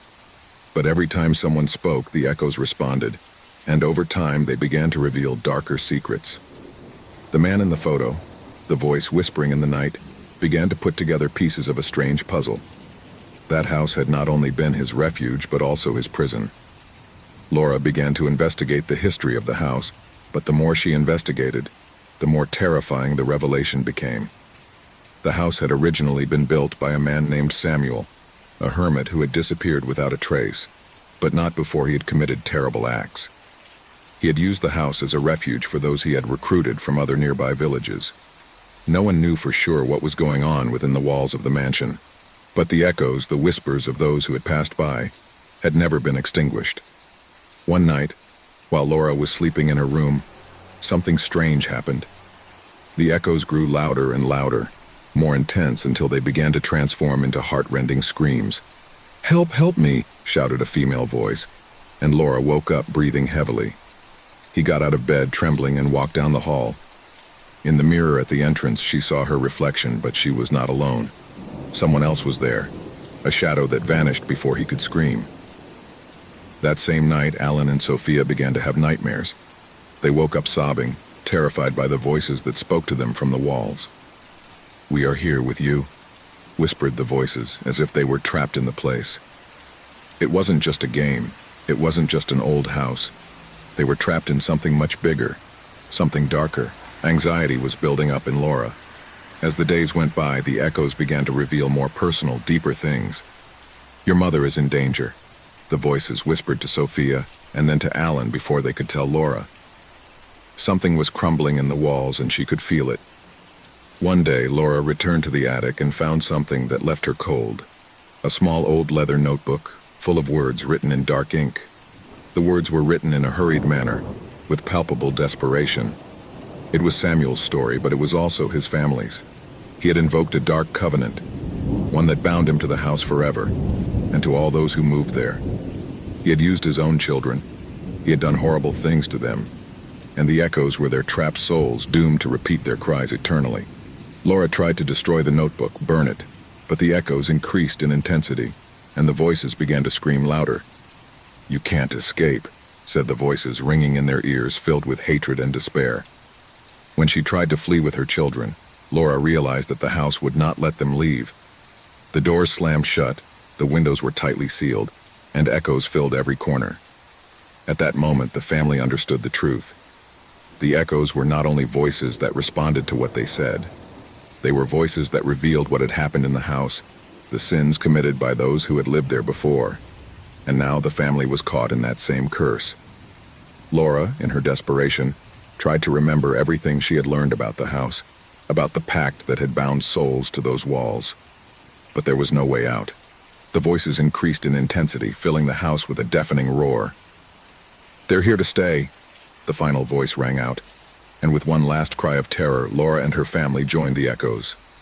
The House of Echoes had claimed its last victim, and the voices continued to repeat their secrets, eternally trapped in the walls of that forgotten mansion. The small village of San Esteban, nestled in the mountains and surrounded by the thick forest, seemed a quiet place. The stone houses, the red-tiled roofs, and the cobbled streets gave a feeling of serenity, almost from another time. However, beneath that apparent calm, something dark and fearsome had stalked its inhabitants since time immemorial. Every evening, when the sun began to hide behind the trees and the cool night air began to fill the streets, a bell rang in the village church. It was not a normal bell. Its sound did not announce the time, nor did it call for prayer. Every time the bell rang in the air, someone in the village died. No one knew how or why, but everyone knew that the sound was an omen. A death was about to come. The bell was the soul of the people, the dark conscience that kept the balance of fear. The villagers knew this, and though superstition had plagued them for generations, none could escape the unease of hearing its chime. The bell, with its deep, dull sound, was a sentence, and everyone lived under its shadow. Among the inhabitants of San Esteban, no one dared to ask too much. No one wanted to investigate the origins of the bell, for it had always been said that anyone who tried would meet an even more gruesome death. However, that apparent tranquility, the resigned acceptance of fate, was going to be upset one autumn afternoon. That afternoon, the town was full of rumors. The bell had rung louder than usual. No one remembered hearing such a brutal ringing or so often. For some, the sound was so heartbreaking that houses shook. One woman, Araceli, felt the air thicken, as if the atmosphere itself was saturated with something more than fear. His hands twitched as he heard the deep vibration of the metal. His mother, who had always been very superstitious, had told him stories about the bell. He had always said that sound was a reflection of what would happen, and that the louder it was heard, the more imminent death was. That same night, when the shadows were already lengthening in the streets and the trees were rustling in the wind, Araceli walked home, quickening her pace. At first he thought it was his mind playing tricks, but as he approached the edge of the village, he saw a stooped figure, standing, looking toward the church. He was a man of the people, Javier, known for his solitary character. His face was distorted, his eyes fixed on the horizon, unable to look away. "Javier," Araceli called him. "Are you okay?" The man did not react. He didn't seem to hear her. Then a shudder ran through Araceli's body when she heard again the bell ringing. It was a long, deep sound that seemed to resonate in his bones. It was the harbinger of death. Javier's figure began to move slowly as if he were shedding an invisible weight, and with each step he took, his eyes seemed to lose their focus. Darkness enveloped him. Araceli, horrified, approached cautiously. It was then that he saw Javier's hand tremble in the air, as if he were looking for something that did not exist. Javier's scream was the last thing Araceli heard before the bell rang again. Once again the bell rose, and with its echo, death took its form. Javier fell to the ground like a broken wrist as his body began to be claimed by the darkness. Someone had died, and the people, as always, did not know how or why. From that night on, things began to change. People began to see shadows they couldn't explain, murmurs that crossed the streets in silence. No one could be sure they were safe. The inhabitants of San Esteban knew that when the bell rang, death was near, but they never expected that this closeness would become more palpable than ever. Every time the bell rang, someone disappeared. Children no longer played in the streets in the evening. Adults were rushing to close their doors and windows. No one wanted to be next. No one could predict who would be the next to fall. The bell resounded so loudly that it felt as if its echo pierced the bones. There was no peace. There was no hope. People started talking. Some said that the bell had been cursed since its creation. Others believed that someone from deep within the church had invoked a dark force to punish the people. The most superstitious said that the bell would only be silent when all the inhabitants of San Esteban were dead. one by one. And as if it were a sign, a new wave of panic quickly spread through the village. Some tried to flee, but those who did never returned. The roads around St. Stephen's seemed to close behind them, as if an invisible veil separated them from the outside world. People who ventured too far did not return, and those who did were empty-eyed, as if they had seen something that could not be explained. Finally, a group of brave people decided to face the unknown. They went inside the church to investigate the origin of the bell. Araceli, distraught but determined, joined the group, wanting to understand what was happening. They couldn't sit idly by while death took away more and more people. What they found inside the church was more terrifying than anyone could have imagined. The bell, suspended in the air, seemed to radiate a dark energy, as if it were alive. No one dared to approach. The bell, its metal blackened by the passage of time, vibrated gently. The walls of the church creaked as if something was about to break. The clocks of the church, without any explanation, marked the exact same time, the hour of death. At that moment, Araceli felt a presence behind her. He turned quickly, but all he could see was an imposing shadow, a masked figure emerging from the darkness. The bell, now fully resonant, emitted a thunderous sound that made the ground beneath his feet tremble. One by one, the brave ones fell, as if the air itself had become poisonous. Araceli was the last to be left standing. As the echo of the bell echoed in his chest, he realized that death was not something that could be avoided, that the bell was not a mere instrument of warning, but the very face of death. The figure that had stalked her, the shadow that had watched her for so long, slowly approached. "It's too late for everyone, child," whispered the shadow. Before Araceli could react, the bell rang for the last time. A shudder ran through her body, and an unsettling peace enveloped her. The last bell rang in the air, and with it, the fate of San Esteban was sealed. Death had claimed everyone. The campaign stopped, and everything was silent. The village had been consumed, and there was no trace of its inhabitants. The church was in ruins, the bell no longer sounded. But in the fog that surrounded the town, its echo seemed to continue to resound. The town of San Esteban disappeared, but its history was never forgotten. The echo of the bell was still alive, waiting for the next victim, the next soul that crossed its path. Thus ended the last bell. It had been a long journey on lonely roads, in a place forgotten by time and the passage of men. The traveler, tired and exhausted, had not seen any sign of life for miles. The road was like an endless river of asphalt, flanked by trees that stretched out to the horizon, as if they wanted to devour it. The sunlight was beginning to fade, dyeing the sky a warm, ominous red. He thought about stopping at any hostel, but in his desperation he barely saw a small sign indicating the existence of a hotel. "Forgotten Hotel," read the faded paint on the sign. It seemed perfect for an overnight stay, a refuge, a break from the endless road.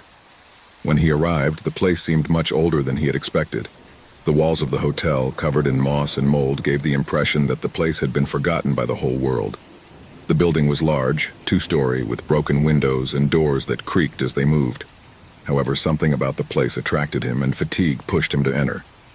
The door opened with a frightful creak, but on the other side there was nothing but darkness. He hesitated for a moment, but then the need for rest overcame logic. He pushed open the door, which slowly gave way, revealing the hall. The front desk was dark, with only a dim light flickering over the counter. A strange-looking man with an aged face and an expressionless gaze was sitting behind the counter. He didn't say anything, just looked up and gave him a room key. The traveler accepted it with an uncomfortable feeling in his stomach. The atmosphere was strange, as if time did not exist within the walls of the hotel. He climbed the stairs, feeling the weight of the stairs creak beneath his feet. When he reached the hallway, he realized that the walls were covered with old photographs, but not the typical family photographs. No, they showed strange and distorted faces, people with empty eyes and disconcerting expressions. Somehow, those images seemed familiar, as if they were staring at him. However, he kept going, ignoring a sensation that he couldn't shake. The room was small, with an aged-looking wooden bed and a window that looked out onto a desolate landscape, as if the world were just an endless expanse of gray land. The lamp flickered, and when he turned off the light, the room was plunged into deep darkness. But something wasn't right. There was a smell of humidity and something else in the air. Something he couldn't identify, something that made him uncomfortable. He went to bed, but he couldn't sleep. Shadows seemed to move around the room, slipping through cracks in the walls and ceiling. He got up, and as he approached the window, he looked more closely at the outside. There was no movement in the landscape, but something in the distance caught his attention. A figure standing in the middle of the field, motionless, looking towards the hotel. The figure looked human, but its posture was strange, as if it was unnatural. The traveler looked away, feeling a twinge in his chest, but when he looked again, the figure had disappeared. Restlessness began to take hold of him, and he decided to leave the room. He returned to the corridor where the old portrait seemed to look at him with more intensity. Upon arriving at the lobby, he noticed that the man at the front desk was no longer there. Instead, a door was ajar, and on the other side, a light flickered faintly. Intrigued, he walked over and pushed her cautiously. What he saw took his breath away. In the room was a wooden table covered with dust, and on it an old photo album. He approached and opened it. The photos were from previous hotel guests, but something was wrong. The people in the photos did not have full faces. Their eyes were hollow, empty, and their smiles distorted. On the last page, one photo in particular made his blood run cold. It was him. He was in the picture, even though he had never been there before.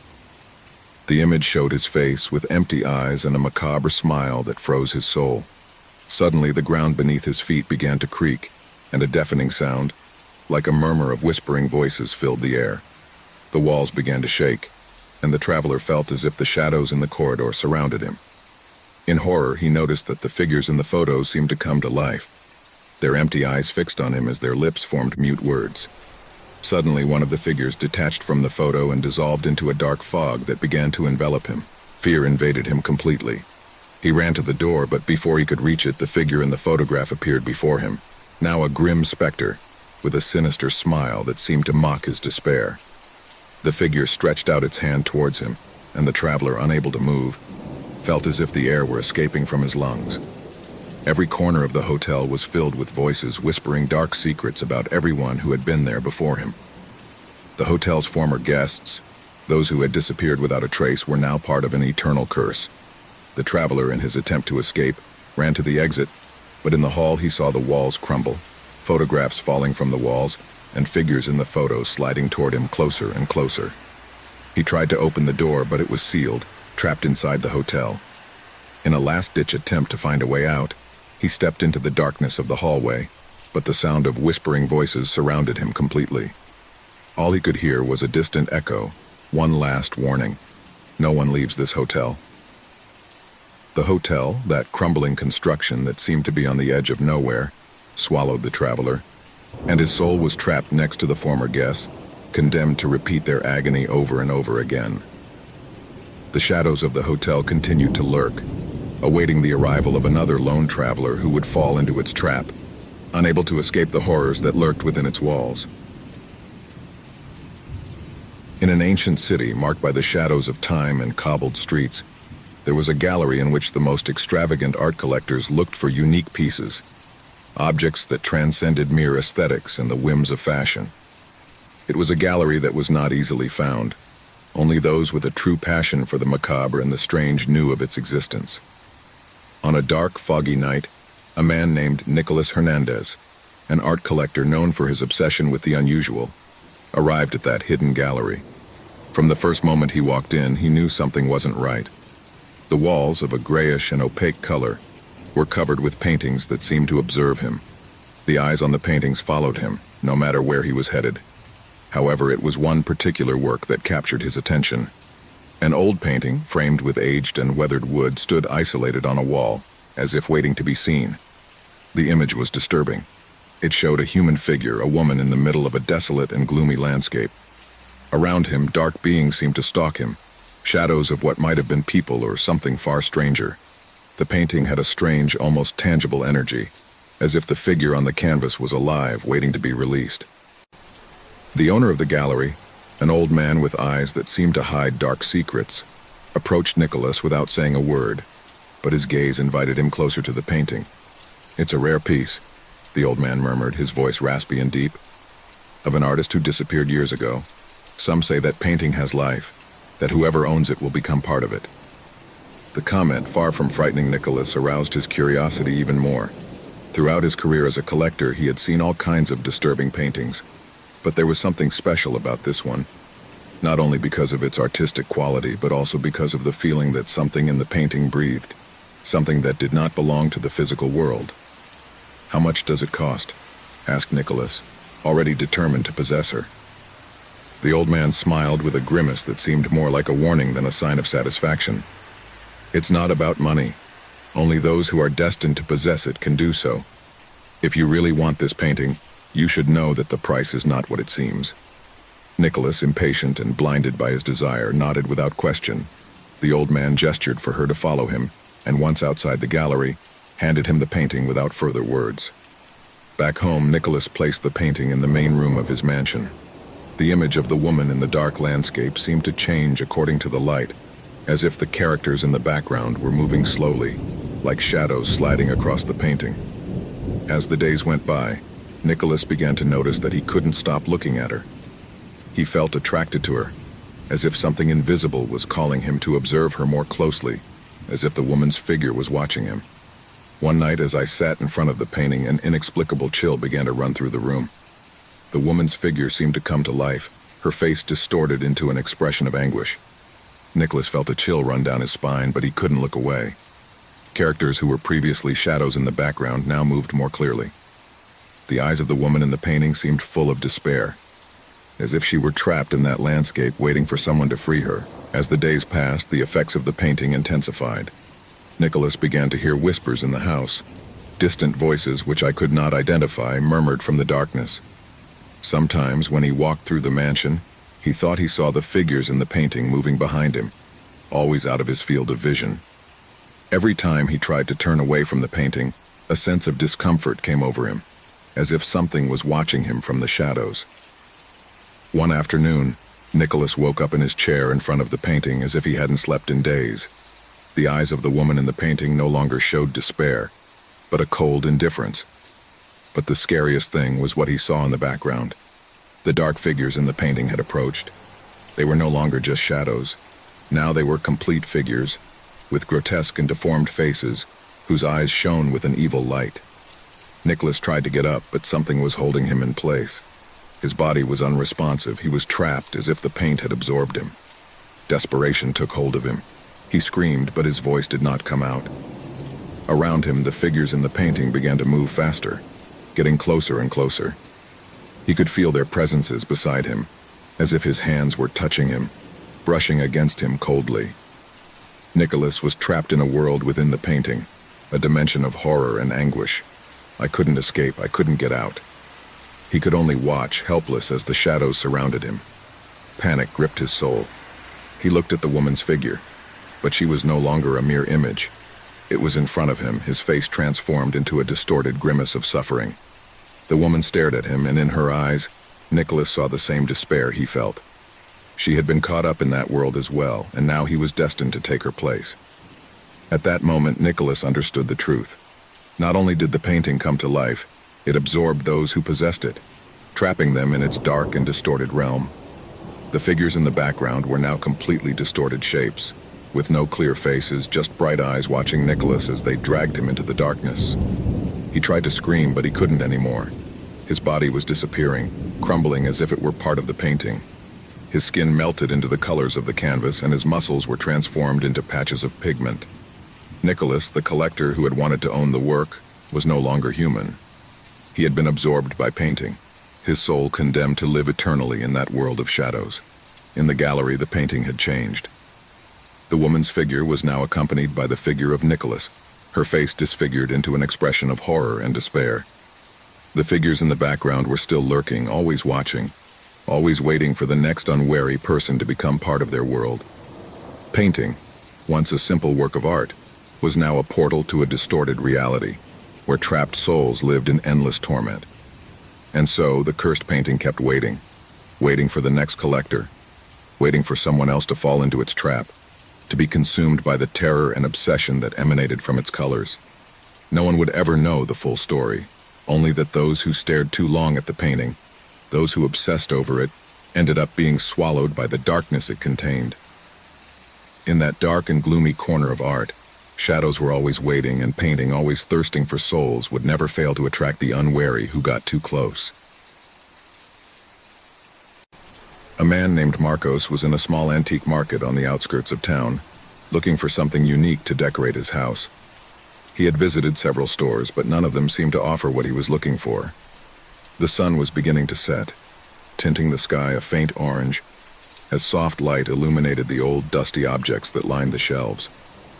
There was something special about that market, something that attracted the curious and lovers of the old. However, she did not know that that afternoon would change her life forever. In the far corner of the antique store, something caught his eye.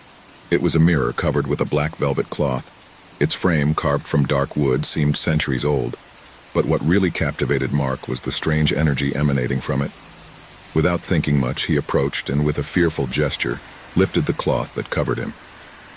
The first thing he noticed was the reflection. The mirror did not show the antique shop as one would expect.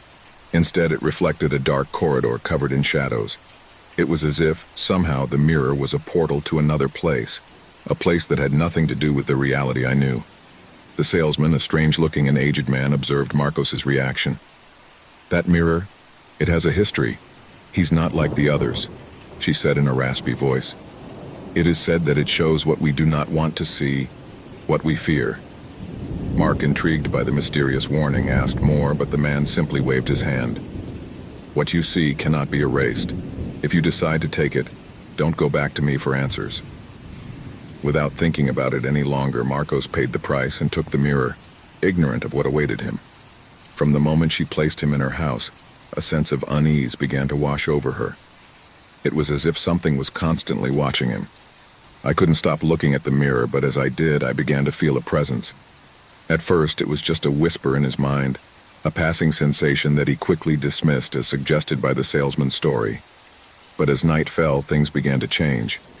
As the daylight faded and darkness invaded his home, he began to notice something strange in the reflection of the mirror. A movement, something that slipped through the shadows of that corridor that appeared in the glass. It wasn't something clear or defined, but something was definitely moving, something that shouldn't be there. Mark, with a mixture of curiosity and terror, approached the mirror, observing more closely. It was then that he saw her for the first time. A female figure, her face obscured by long dark hair, appeared in the reflection. His body was on its back, but his movements were unsettling, as if he was slowly walking towards him, unhurriedly. Fear took hold of him, but the worst was yet to come. Each night, as I looked in the mirror, the figure began to get closer and closer, until the time came when I could clearly see his face. A pale face without eyes, with an empty expression, a macabre grimace that seemed to follow him, to observe him without rest. When Mark turned to look around his house, he found nothing out of the ordinary. But when she turned her gaze to the mirror, the woman was closer than she had ever imagined. As the days went by, the presence of the figure began to become more tangible, more oppressive.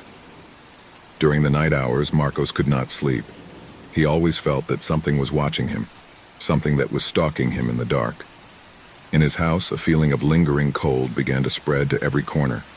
The air seemed to become dense, as if an invisible pressure enveloped him, making it difficult for him to breathe, as if each inhalation was a painful exertion. He tried to ignore the images he saw in the mirror, but he couldn't. He couldn't stop looking, as if an invisible force was forcing him to do so. Each time he looked away, the woman's figure seemed closer, more alive, more real. I felt her empty gaze fixed on him, feeling the weight of his presence in every corner of the room. The figure was not only watching him from the mirror, but began to manifest outside of it.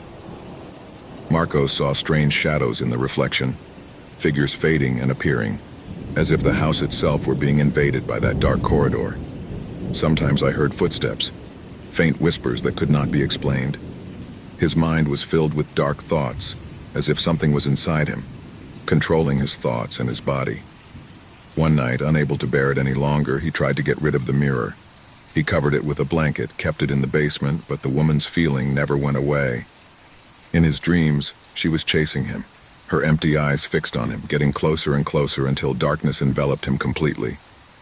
I woke up in a cold sweat, feeling that something had changed.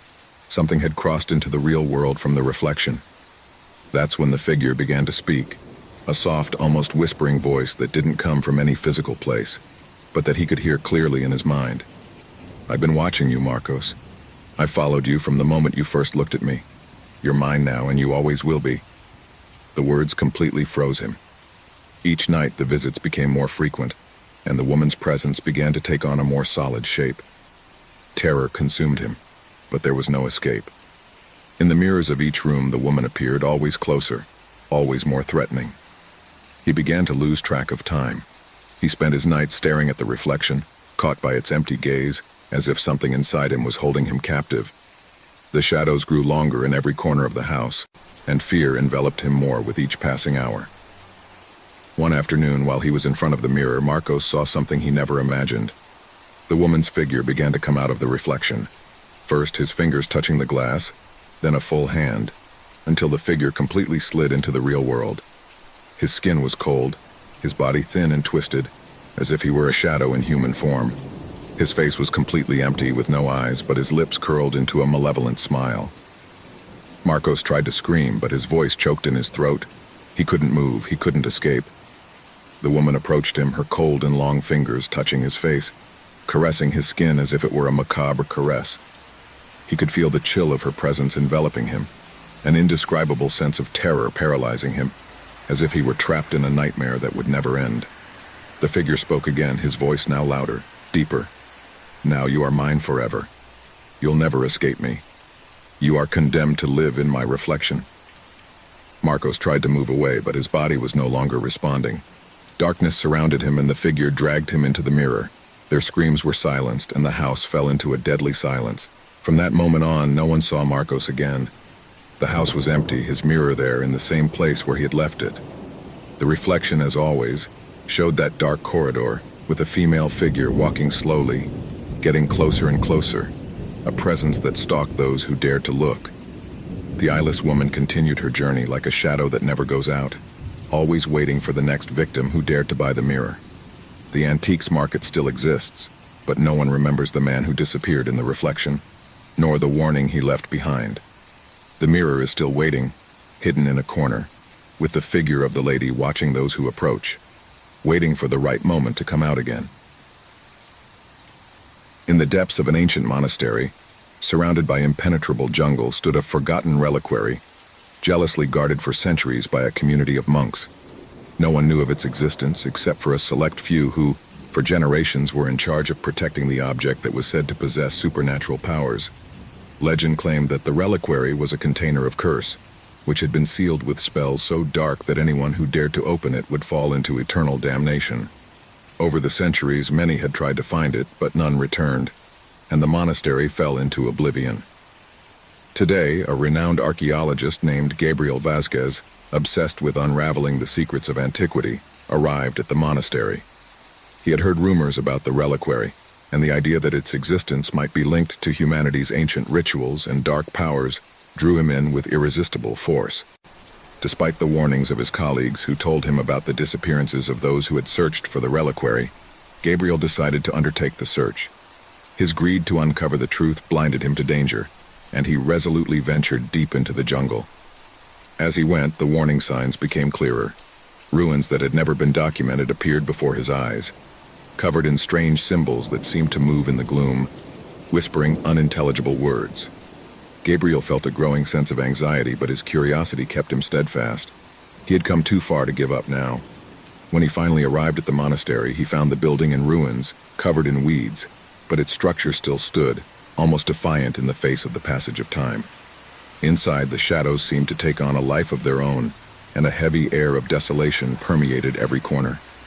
The monks who had cared for him for centuries were gone, but something remained, something sinister. Gabriel could feel it, a tug in his chest, as if a presence was watching him, waiting. He went into the heart of the monastery, an ancient room that seemed untouched by man in centuries. In the center of the room, on an altar covered with dust, rested the reliquary.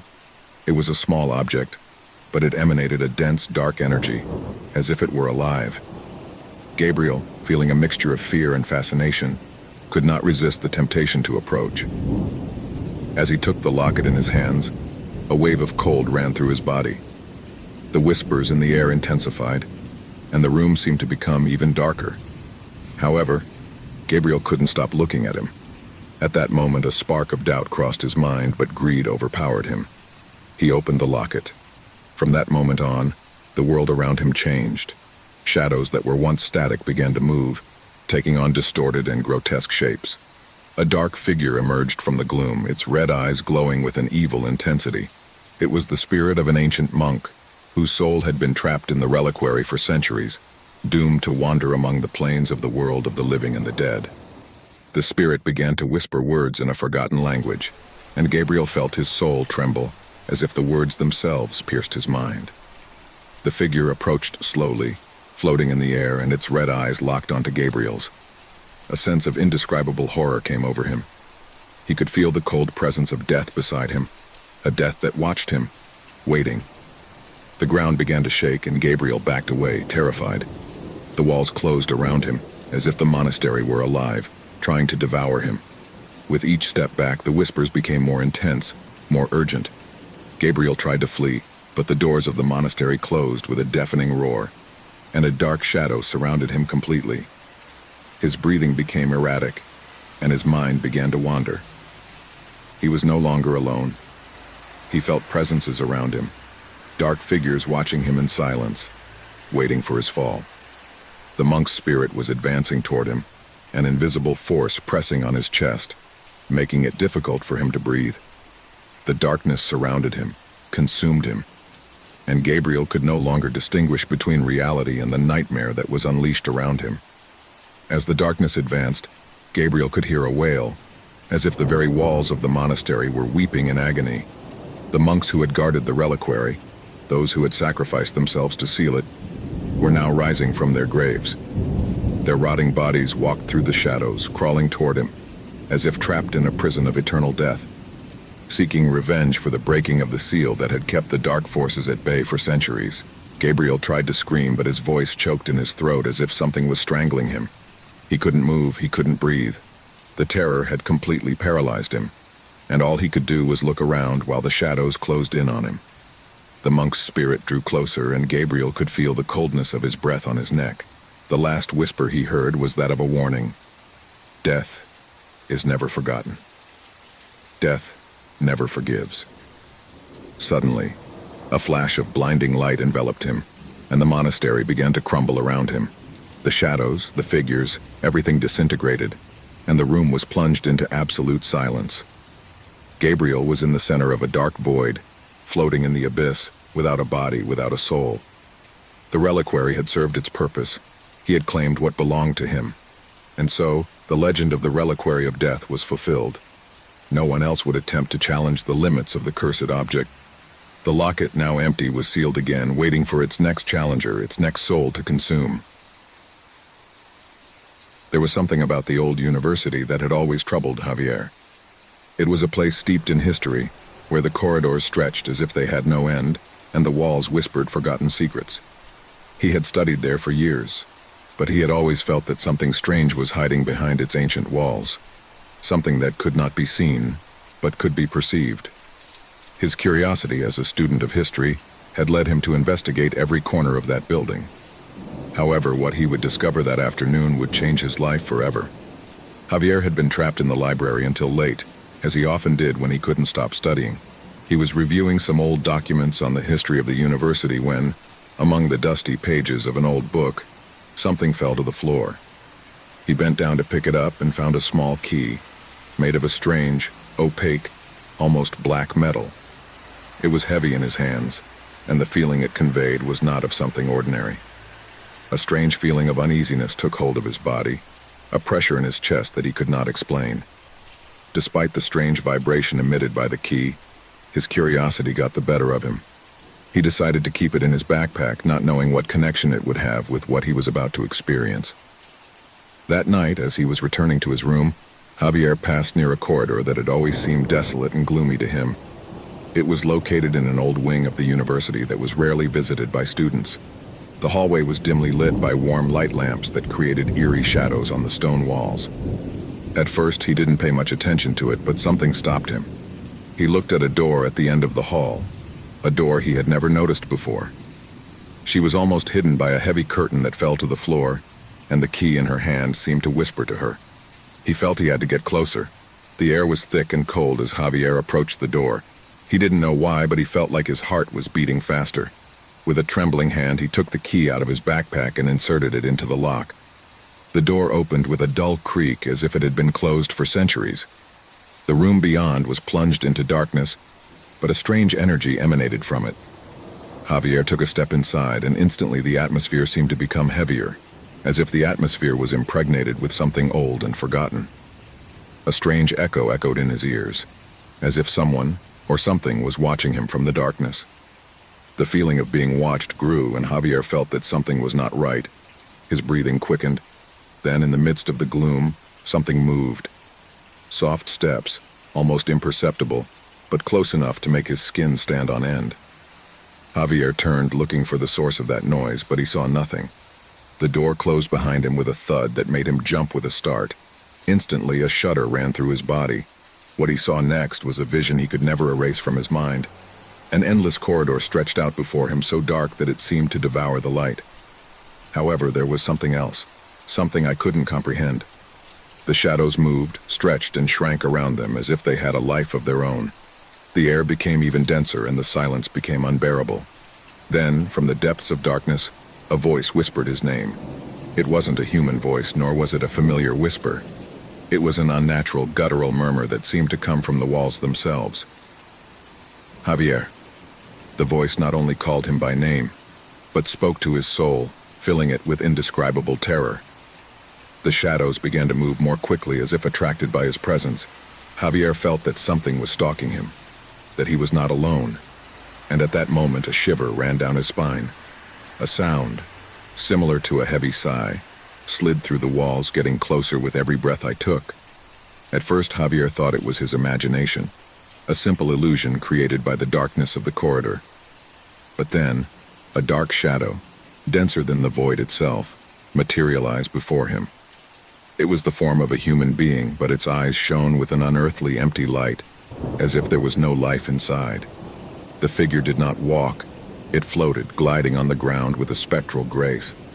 Javier tried to back away, but his feet seemed to be glued to the ground, as if the corridor itself was holding him back. The figure began to slowly approach, and Javier could hear the cracking of his own bones as he tried to move. The shadow stared at him, its empty eyes fixed on his. An icy cold enveloped his body, making him shiver violently. The figure whispered something that Javier could not understand, but the sensation it produced was clear. Death was stalking him. Desperate, Javier tried to run, but his legs did not respond. Shadows rose around him, enveloping him. A mocking, sinister, and resounding laugh filled the air, as if the very walls were laughing at their suffering. A dark, oppressive energy crushed him, pushed him forward into the unknown. There was no escape. The darkness devoured him. When he finally managed to take a step, the feeling of being watched grew even more. He realized that he was not alone in that hallway, that other presences surrounded him. Formless beings, wandering shadows that seemed to feed on his fear. He could feel their piercing gazes as if their eyes were piercing him, and for a moment, Javier felt his very soul fade under the weight of those empty eyes. As he moved forward, the corridor seemed to get longer and longer. The murmurs of the shadows intensified, and a strange heat began to invade the atmosphere. But it was not the warmth of a friendly presence. It was the heat of something evil, as if hell itself was taking shape around him. A shiver ran down his spine when, in the darkness, he heard a clearer voice, this time human. A man's voice, raspy, broken by time. "Why have you come here?" Javier turned quickly, looking for the source of the voice, but there was nothing, just shadows, twisted and dark. The voice seemed to come from everywhere, echoing in his head. An unbearable weight accumulated in his chest. The pressure was getting more and more intense. The dark figure drew nearer and nearer, and the cold of death caressed his face. The voice resounded again. "This place is not for you. What you find here can never be undone." Javier wanted to scream, but his lips wouldn't move. He tried to turn back, but the corridor closed around him as if the darkness itself had caught him. Shadows began to advance towards him, taking shape, becoming human figures, their eyes empty and their mouths open in a grotesque grimace. "Run!" shouted an inner voice, but Javier could no longer move. the last shadow, the largest and darkest, slipped toward him and stretched out a spectral hand toward his face. The feeling of cold intensified, until all Javier could feel was nothingness. And then the corridor fell into absolute silence. The door, the one he had opened, closed again. The key disappeared, leaving behind a forgotten corridor, awaiting the arrival of the next victim. Each night, the city fell into a deep, dark silence, as if time itself stood still. The moonlight barely made it through the heavy clouds that crept across the sky. It was an oppressive stillness, interrupted only by the sudden roar of the storm that began promptly at midnight. No one in the city knew where it came from, but everyone knew its destructive power. Every time he started, the city trembled as if it was under the control of a force beyond his comprehension. The storm brought with it not only the torrential rain and the fierce wind, but something much more terrifying. When thunder echoed in the sky, so did whispers.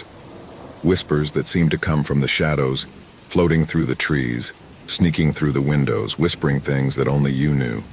Secrets, fears, forgotten desires. Everything you had tried to hide over the years was revealed in those dark moments, as if the storm was drawn from your worst nightmares.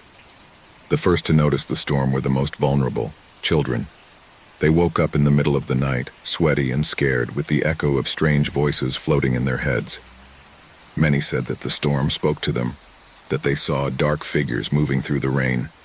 The shadows that emerged from the drops seemed more human than spectral. Some even swore that the figures stared at them from the other side of the windows, their eyes as empty as the abyss itself. As the storm raged, its effects spread beyond the minds of children. No one was safe. Adults were beginning to lose their sanity. The city, which once seemed to be at peace, was transformed into a place full of murmurs and disturbing whispers. The empty streets were not enough to avoid the feeling of being followed, of being observed. No one could sleep, but no one dared to talk about what was happening. The terror was so deep that even the words felt dangerous, as if talking about the storm brought with it an even worse curse. Of all the people affected, the one who was most affected by the storm was Clara, a young woman who had lived in the city all her life. Clara was strong, skeptical, and had always thought that fear was just a construct of the human mind. But one night, as the clock struck 12 and the storm began to break out, Clara felt for the first time a chill run down her spine. She was alone in her house. The sound of rain beating against the windows was all she could hear, but then the whisper came. First, a faint, barely audible murmur, as if someone were in the same room as her. Clara looked around, but the house was empty. There was nothing and no one. However, the whisper persisted. It slipped into his ears, whispering something he couldn't understand. Each time I tried to block out the sound, it got louder. "Clara," murmured the voice, this time clearer. His own name, whispered by someone he couldn't see. Panic began to grow inside her. Her breathing became erratic and her heart was pounding. He looked out the window, looking for any signs that might make sense of what he felt. But there was nothing, only darkness and rain. Still, I knew something else was going on. Something dark. Something that had been haunting the city for years, and now it had reached it. The storm brought not only rain and wind, but something far worse. An ancient force that had been patiently waiting for the right moment to manifest. Over the next few weeks, the storm continued to batter the city each night, bringing with it more mysterious figures. Some of them seemed to be people Clara knew, but their behavior was strange and erratic. Sometimes the figures appeared in the streets, other times in her dreams, always empty-eyed and smiles twisted, staring at her, waiting for her to recognize them. The shadows lengthened and the voices multiplied. Clara no longer knew if she was awake or dreaming, if the storm was really there or if her mind was falling apart. Panic soon took over the city. People began fleeing their homes, seeking shelter in places far from the storm. But wherever they went, the storm followed them. No one was safe. The streets were filled with shadows, with figures that seemed to belong to another world. But the worst thing was that those figures were not strangers. The voices whispering in the darkness were of acquaintances, of loved ones, of those who had once stood by them and who were now nothing more than echoes of a past life. Desperation took hold of the city's inhabitants, but there was no escape. There was no end to the storm, and its effects were becoming more and more terrifying. Houses began to collapse, lights suddenly went out, and dark figures became more aggressive. Some tried to resist, clinging to the hope that it would all end at dawn. But that hope was quickly extinguished. Clara, now on the verge of madness, decided to face the storm once and for all. She knew that something in her was calling her, that the storm was not a simple weather manifestation. It was something much deeper, something that had been waiting for someone to confront it. The only way to end all that, Clara thought, was to face the darkness itself. So on a moonless night, he plucked up the courage and took to the streets of the city. The rain was pounding furiously and the wind seemed to rip everything in its path. But Clara did not hesitate. She advanced through the deserted streets, guided only by the echo of her own fear. That's when she saw it. In the center of the city, where the shadows seemed denser, a figure emerged from the darkness. A tall figure wrapped in a black cloak that floated around him as if the air itself feared him. Clara didn't know if she was seeing a person or an entity, but something inside her knew that figure was the key. The figure slowly approached, and as it did, the voices grew louder. "Clara, come," whispered the shadows, getting closer and closer. "Come and know your destiny." The figure stopped in front of Clara, and at that moment his face appeared. It wasn't human, but it wasn't something Clara could understand either. It was a face formed by darkness itself, a mask that was constantly changing, absorbing everything it touched. "We've been waiting for you," the figure said in a tone that echoed in his mind. "The storm is just the beginning. Your soul is scarred, Clara, and now, at last, you will be a part of this eternal place. Come to us." Clara, with terror taking over her body, took a step back. Shadows surrounded her, and mysterious figures began to emerge from all sides. Murmurs filled the air, and the figure in front of her stretched out a hand towards her. I knew I couldn't escape. Panic paralyzed her, and in that instant she realized that the storm was not a natural force, but something far more sinister. She had been summoned by something dark, and no matter how strong her will was, it was too late. The city, the storm, the shadows, all came together in one point, and Clara faded into the darkness, becoming one of the figures who roamed the streets every night, trapped in an eternal cycle of terror. The midnight storm never stopped. The house was quiet, as was to be expected at that time of night. A deep, almost oppressive silence that invaded every corner of the house. Joseph was in his bed, staring at the ceiling, unable to sleep. Since his wife, Anna, had died, everything had changed. The house was no longer the same, and the emptiness left by it was unbearable. Everything in her life seemed to have a gray tinge, a sense of loss that couldn't be dissipated, no matter how hard she tried. Every night in her bed, she felt that something was missing, something that she could never recover. That night, however, the air was different, heavier. The clock struck 3 o'clock in the morning, and Jose still couldn't find comfort. Suddenly, the phone began to ring, interrupting the stillness. It was an unusual sound in the house, as rarely did anyone call him at that hour. The sound of the ringing of the call was almost deafening in the silence, as if it was marked by some kind of foreshadowing. Jose, confused and somewhat frightened, sat up on the bed and looked at the phone. He didn't recognize the number on the screen, but something inside him made him feel like he had to answer. Maybe he thought it was a mistake, some kind of joke from someone playing on his pain, but the truth was that he was too curious and at the same time scared to ignore the call. Breathing heavily, he picked up the phone. "Hello," he said, his voice trembling, hardly knowing why he said it. At first, there was only absolute silence, as deep as there was in the house. Joseph frowned, wondering if it was a joke, until he heard a soft breath as if someone was on the other end of the line. A familiar breath, but one that I did not fully recognize. It was trembling, somewhat broken breathing, as if she were struggling to stay calm. And then the voice, soft and muffled, emerged into the earpiece. The voice that Joseph never thought he would hear again. The voice of Hannah, his late wife. It was unmistakable. "Jose, help me." The whole world stopped for an instant. His heart stopped in his chest. Anna's figure, her image, her voice had disappeared from her life months ago. But now, somehow, she was back. The feeling of terror invaded him completely.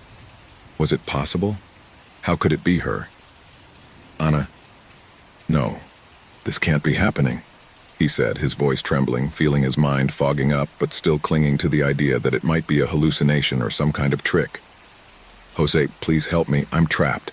I can't get out," Anna's voice told him with palpable desperation. Joseph looked around the room as if expecting to see something, some hint that he was dreaming. Everything was in place. Everything seemed normal. But the feeling that something strange, something dark, was beginning to settle over the house did not leave him calm. The call continued, and his wife's voice did not stop asking for help. Panic began to rise through his chest, choking his breath. I didn't know what to think, what to believe, but I had to do something. "Anna, where are you?" "What's going on?" he asked, almost begging, looking at every corner of the room as if she could appear out of nowhere in front of him. "In the house, replied the voice, which now sounded more distorted, more trembling, as if something were interfering with the communication. Anne's voice died briefly away, and Joseph could hear some strange noises in the background, low noises as if someone is walking through the house. His breathing quickened and his hands began to sweat. Was he listening to what he thought he was hearing? "Who's there?" he asked, almost unable to articulate the words. The response was a low laugh, a deep, malevolent sound that chilled Joseph's blood. It was a laugh that didn't belong to his wife, but to something else, something he couldn't understand, something that had no form. A shiver ran down his spine. The phone began to emit a series of strange sounds as if the call was being interfered with by something else, and then the voice returned, but now it was much deeper, more ominous.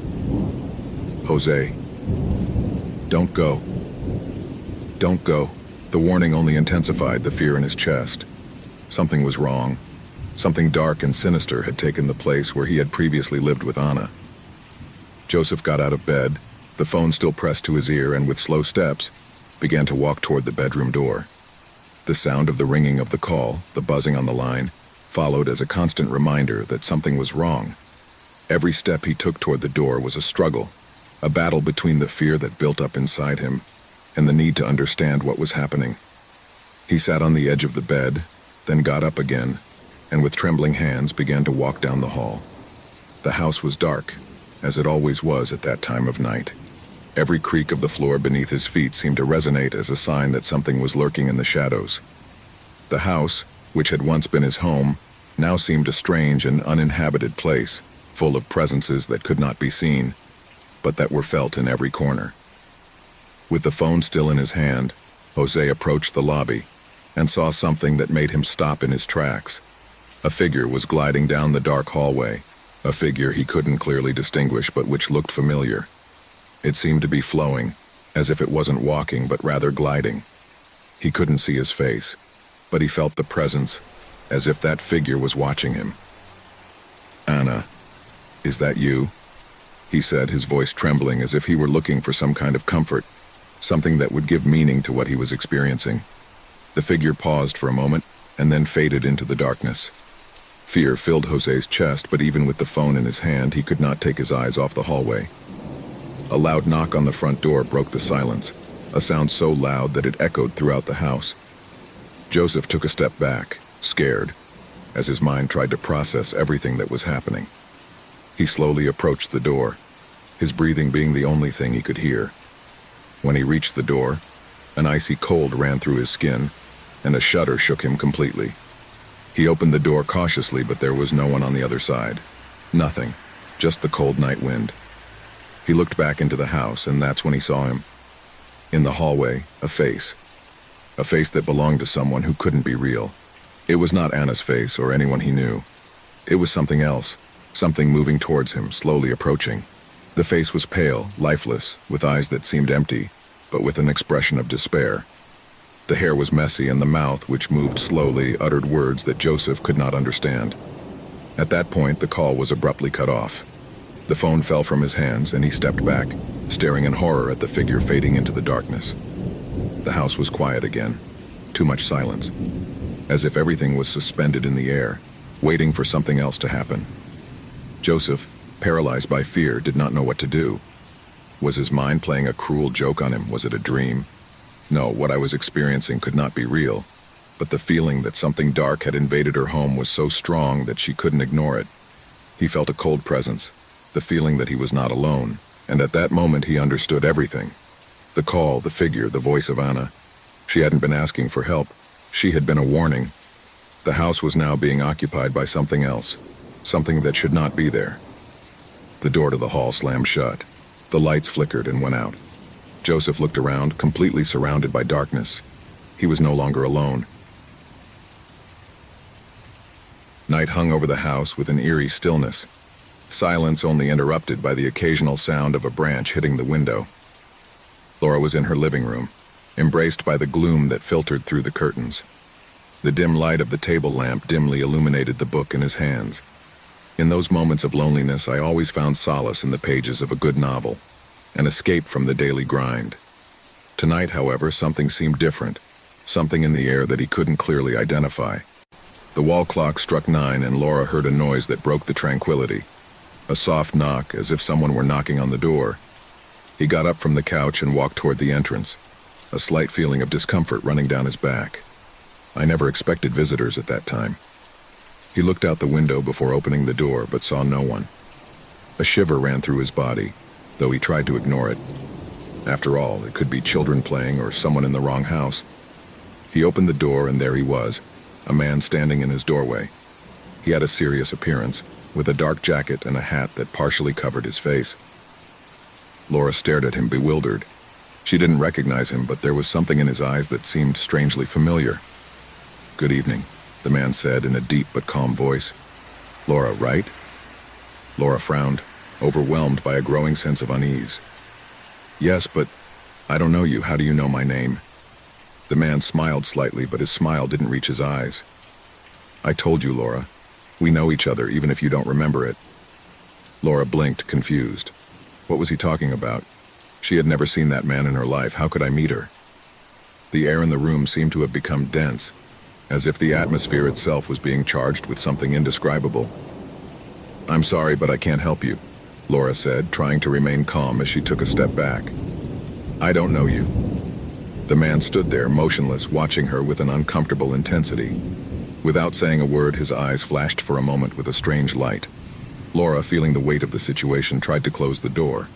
But before he could, the man stepped forward, preventing him from doing so. "You don't need to be nervous," she said with an eerie calm. "I just want to talk. It's important." Laura's heart began to pound. She didn't understand what was happening, but something inside her was telling her to be alert.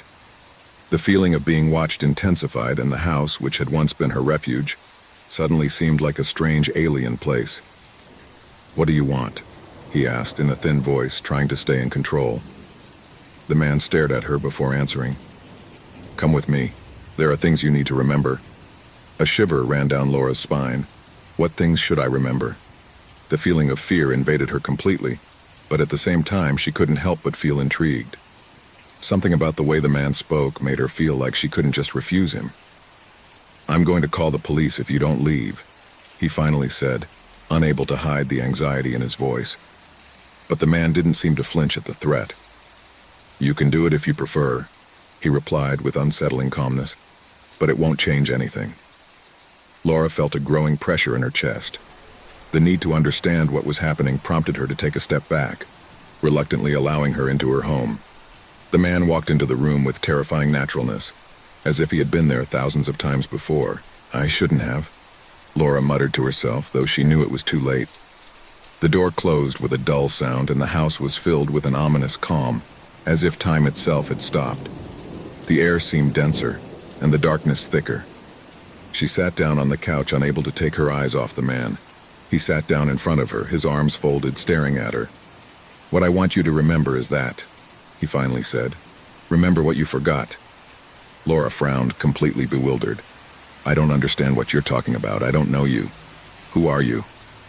The man stared at her, and for an instant, Laura saw something in his eyes that made her blood run cold. It was as if there was a connection between them, something deep and ancient that I couldn't comprehend. The feeling of dread grew inside him.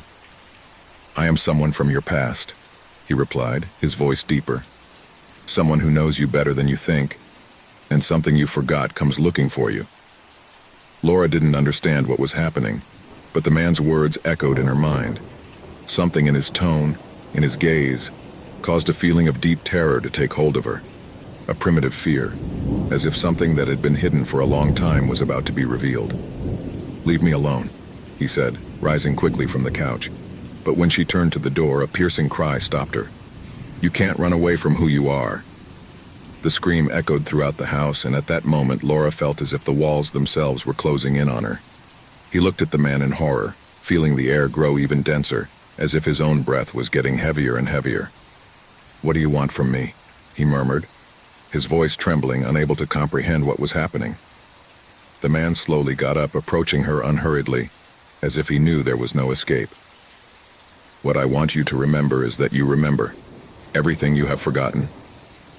Laura backed away, but the shadows of the house seemed to envelop her, barring any attempt to flee. His heart was pounding, and a cold sweat ran down his forehead. The man looked at her with that same frightful calmness, and at that moment, she understood something that made her blood run cold. She was no longer alone. The house was quiet, as was to be expected at that time of night. A deep, almost oppressive silence that invaded every corner of the house. Joseph was in his bed, staring at the ceiling, unable to sleep. Since his wife, Anna, had died, everything had changed. The house was no longer the same, and the emptiness left by it was unbearable. Everything in her life seemed to have a gray tinge, a sense of loss that couldn't be dissipated, no matter how hard she tried. Every night in her bed, she felt that something was missing, something that she could never recover. That night, however, the air was different, heavier. The clock struck 3 o'clock in the morning, and Jose still couldn't find comfort. Suddenly, the phone began to ring, interrupting the stillness. It was an unusual sound in the house, as rarely did anyone call him at that hour. The sound of the ringing of the call was almost deafening in the silence, as if it was marked by some kind of foreshadowing. Jose, confused and somewhat frightened, sat up on the bed and looked at the phone. He didn't recognize the number on the screen, but something inside him made him feel like he had to answer. Maybe he thought it was a mistake, some kind of joke from someone playing on his pain, but the truth was that he was too curious and at the same time scared to ignore the call. Breathing heavily, he picked up the phone. "Hello," he said, his voice trembling, hardly knowing why he said it. At first, there was only absolute silence, as deep as there was in the house. Joseph frowned, wondering if it was a joke, until he heard a soft breath as if someone was on the other end of the line. A familiar breath, but one that I did not fully recognize. It was trembling, somewhat broken breathing, as if she were struggling to stay calm. And then the voice, soft and muffled, emerged into the earpiece. The voice that Joseph never thought he would hear again. The voice of Hannah, his late wife. It was unmistakable. "Jose, help me." The whole world stopped for an instant. His heart stopped in his chest. Anna's figure, her image, her voice had disappeared from her life months ago. But now, somehow, she was back. The feeling of terror invaded him completely. Was it possible? How could it be her? "Anna? No, this can't be happening," he said, his voice trembling, feeling his mind fogging up, but still clinging to the idea that it might be a hallucination or some kind of trick. "Jose, please help me. I'm trapped. I can't get out," Anna's voice told him with palpable desperation. Joseph looked around the room as if expecting to see something, some hint that he was dreaming. Everything was in place. Everything seemed normal. But the feeling that something strange, something dark, was beginning to settle over the house did not leave him calm. The call continued, and his wife's voice did not stop asking for help. Panic began to rise through his chest, choking his breath. I didn't know what to think, what to believe, but I had to do something. "Anna, where are you?" "What's going on?" he asked, almost begging, looking at every corner of the room as if she could appear out of nowhere in front of him. In the house," replied the voice, which now sounded more distorted, more trembling, as if something were interfering with the communication. Anne's voice died briefly away, and Joseph could hear some strange noises in the background, low noises as if someone is walking through the house. His breathing quickened and his hands began to sweat. Was he listening to what he thought he was hearing? "Who's there?" he asked, almost unable to articulate the words. The response was a low laugh, a deep, malevolent sound that chilled Joseph's blood. It was a laugh that didn't belong to his wife, but to something else, something he couldn't understand, something that had no form. A shiver ran down his spine. The phone began to emit a series of strange sounds as if the call was being interfered with by something else, and then the voice returned, but now it was much deeper, more ominous. "Jose, don't go. Don't go." The warning only intensified the fear in his chest.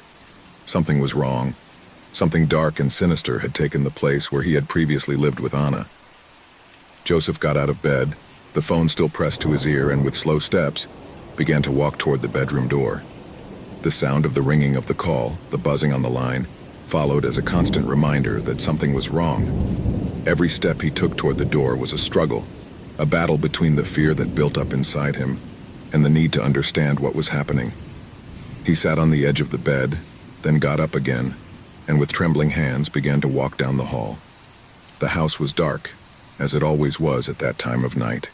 Every creak of the floor beneath his feet seemed to resonate as a sign that something was lurking in the shadows. The house, which had once been his home, now seemed a strange and uninhabited place, full of presences that could not be seen, but that were felt in every corner. With the phone still in his hand, Jose approached the lobby and saw something that made him stop in his tracks. A figure was gliding down the dark hallway, a figure he couldn't clearly distinguish but which looked familiar. It seemed to be flowing, as if it wasn't walking but rather gliding. He couldn't see his face, but he felt the presence, as if that figure was watching him. "Anna, is that you?" he said, his voice trembling as if he were looking for some kind of comfort, something that would give meaning to what he was experiencing. The figure paused for a moment and then faded into the darkness. Fear filled Jose's chest, but even with the phone in his hand, he could not take his eyes off the hallway. A loud knock on the front door broke the silence, a sound so loud that it echoed throughout the house. Joseph took a step back, scared, as his mind tried to process everything that was happening. He slowly approached the door, his breathing being the only thing he could hear.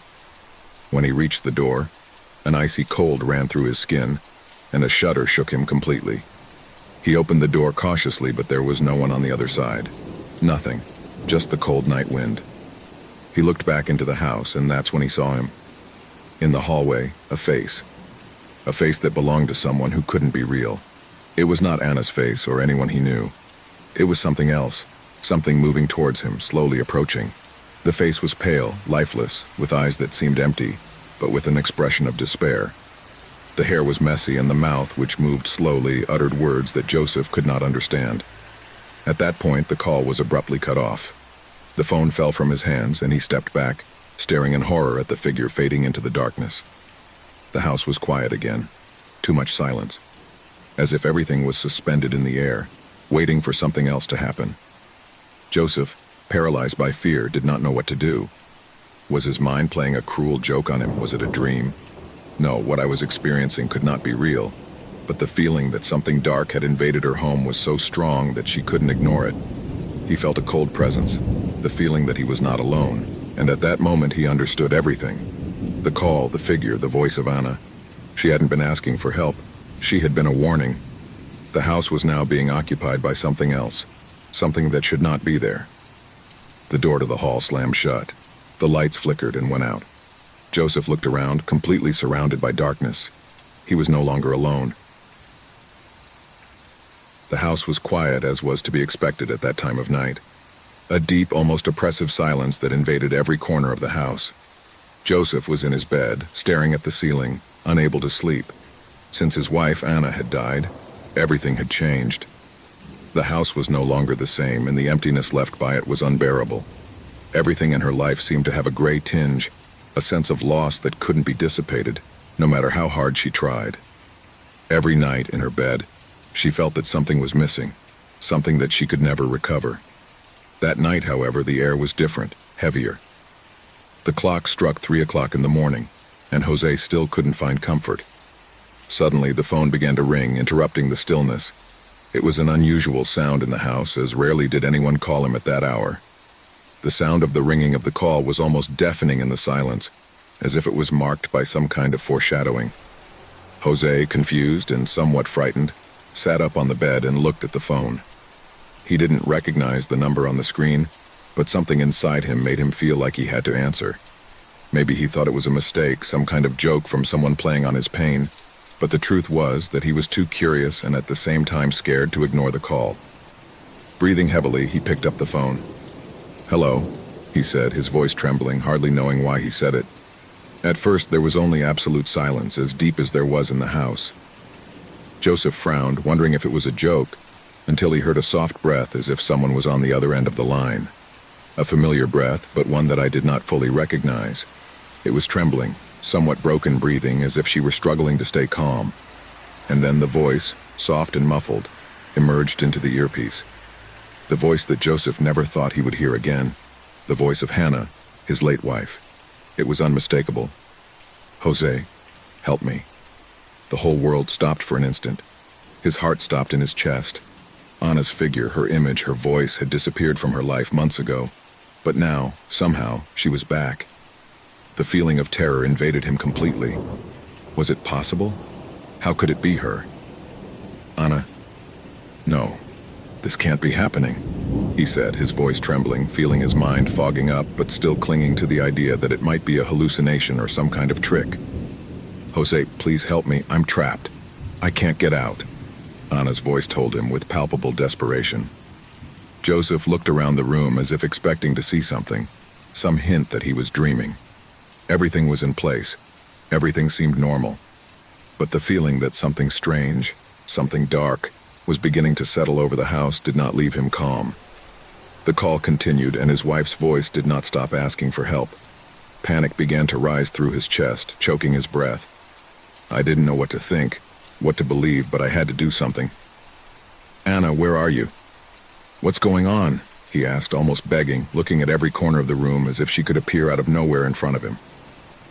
In the house, replied the voice, which now sounded more distorted, more trembling, as if something were interfering with the communication. Anne's voice died briefly away, and Joseph could hear some strange noises in the background, low noises as if someone is walking through the house. His breathing quickened and his hands began to sweat.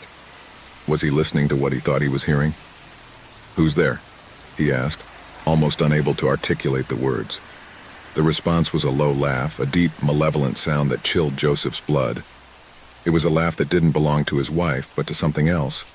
Something he couldn't understand. Something that had no form. A shiver ran down his spine. The phone began to emit a series of strange sounds as if the call was being interfered with by something else.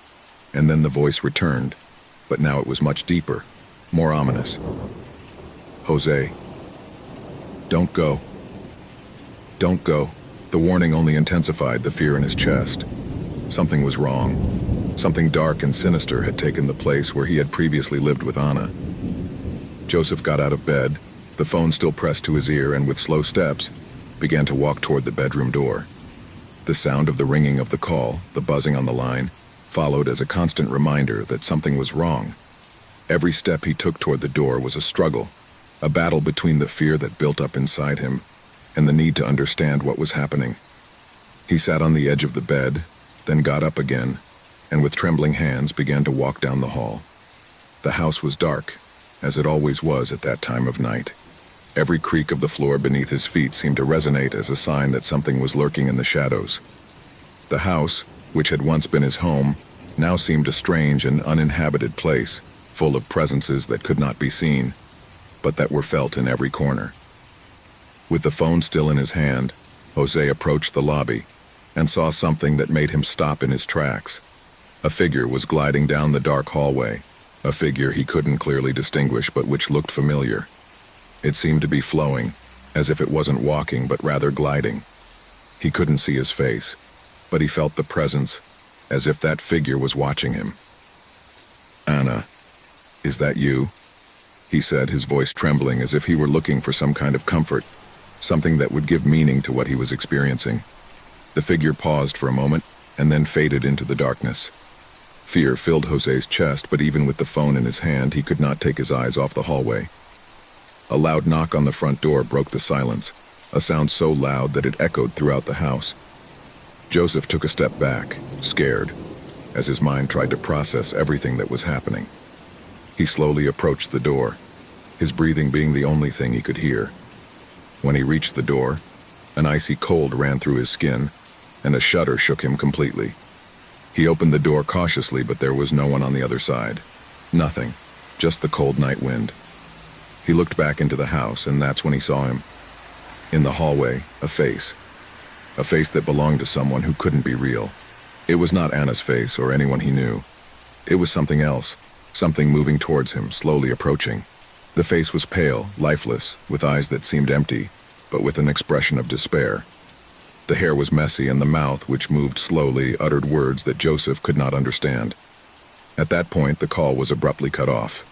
The phone fell from his hands, and he stepped back, staring in horror at the figure fading into the darkness.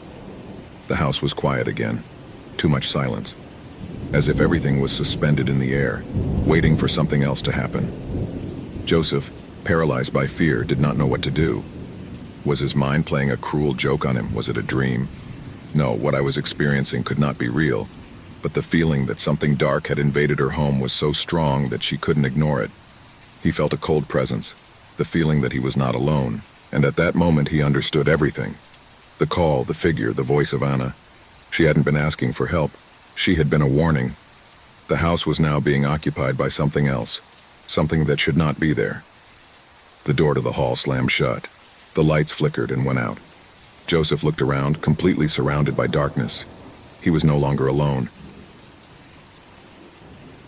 The cold morning air seemed to envelop them in a thick mist that slid through the trees like an entity unto itself.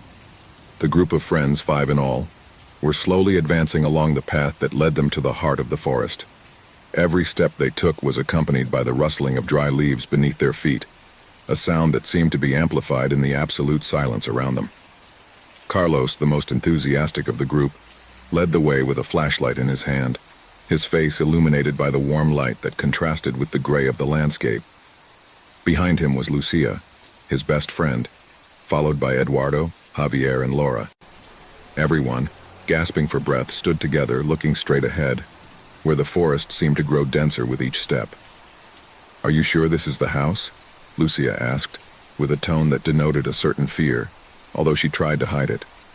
"Of course," Carlos replied with a confident smile. "I have checked it. I've been here before, but I never dared to go in. Today will be different." Eduardo, always the most skeptical, raised an eyebrow, looking at the shadows that seemed to move in the distance among the trees. Fog enveloped everything around him, but the treetops revealed flashes of light that made the scene look surreal. "I don't like this," Eduardo murmured, but no one paid any attention to him. The group continued to move forward, ignoring the weight of fear that seemed to follow them, watching them at every step.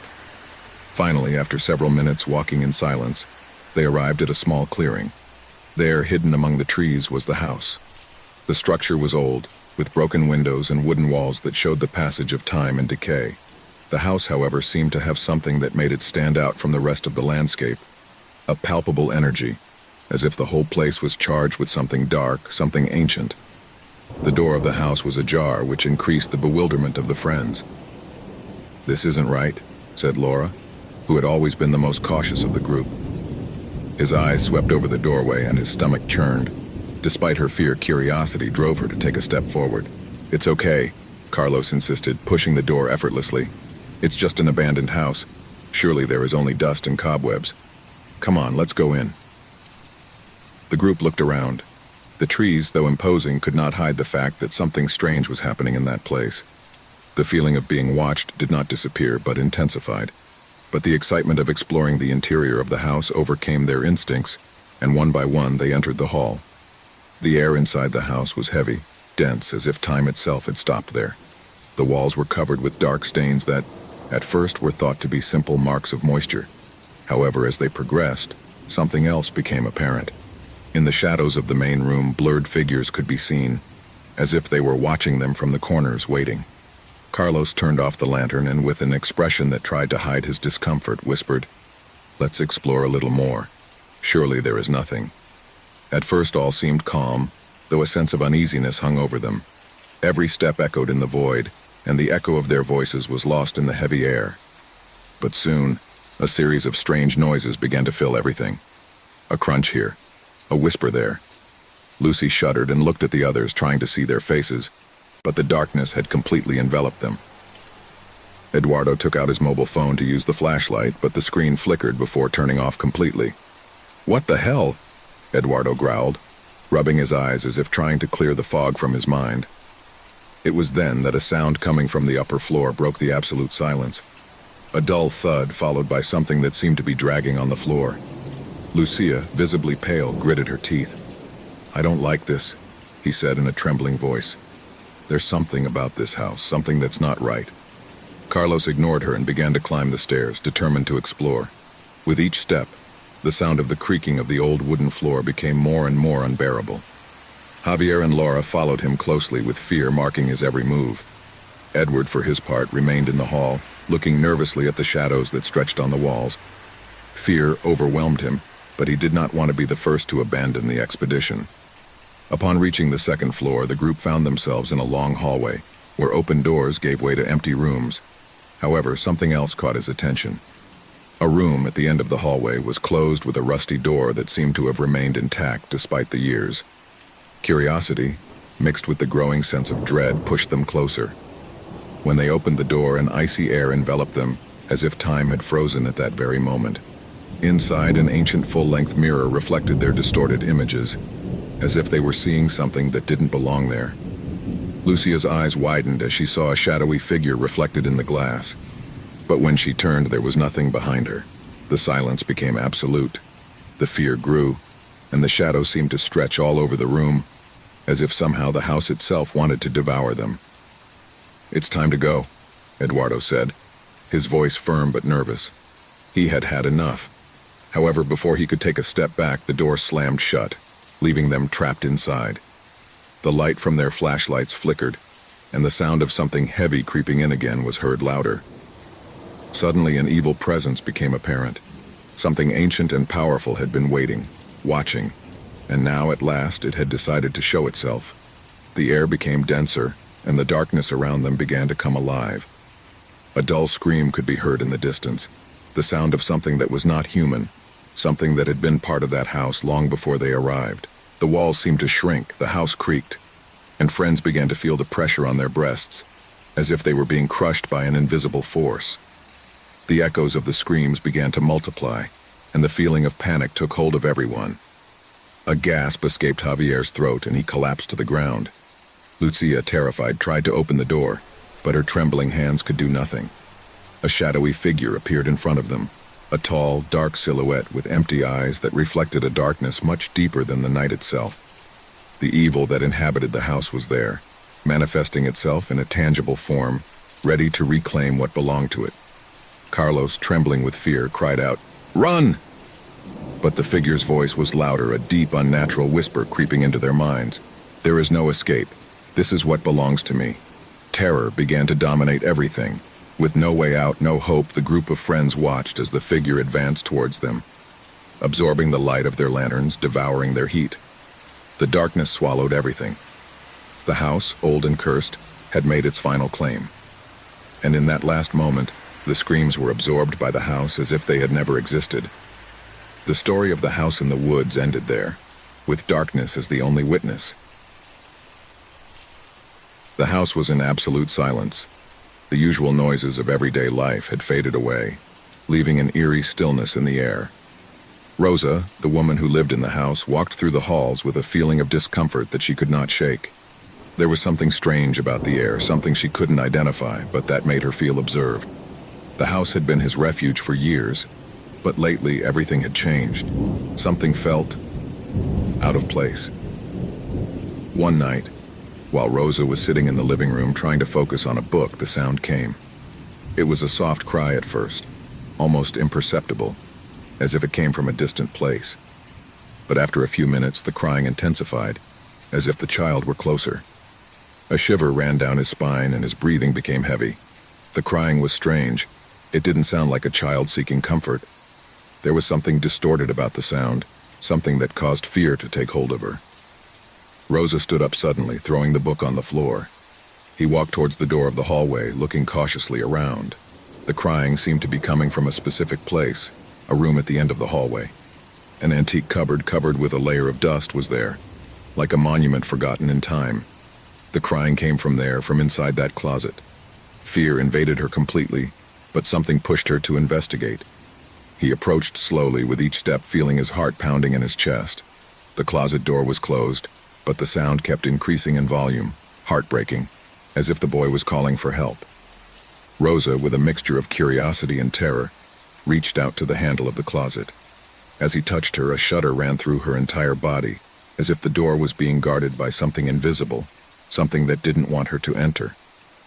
With a superhuman effort, he opened the door. Inside, everything was dark and dusty. There were no children, but the crying was still heard, louder than ever. A cold air emanated from inside the closet, freezing his bones instantly. Rosa stepped forward, her breathing fluttering and her eyes adjusting to the darkness. Suddenly, a gust of cold wind caused the closet door to slam shut. Rosa turned around, terrified, but there was nothing. No children, no sound. Only the silence that had taken over the house again.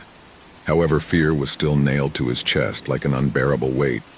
She decided to go to her daughter's room to make sure she wasn't there, alone in the middle of the night. When she reached her door, something stopped her. A small whisper, almost inaudible, but enough to make his skin stand on end. He turned the knob and went in. His daughter slept soundly in his bed, his breathing calm. Rosa breathed a sigh of relief, but something was wrong. The boy in the closet couldn't be a dream. It couldn't be an illusion. There was something there, something I couldn't explain. The following days became stranger. Each night, the boy's cry seemed to resonate louder. Rosa tried to ignore him, thinking that perhaps he was imagining things. But every time she approached the closet, she felt a pressure in the air, as if she were being watched by something she couldn't see. A few days later, he decided to investigate further.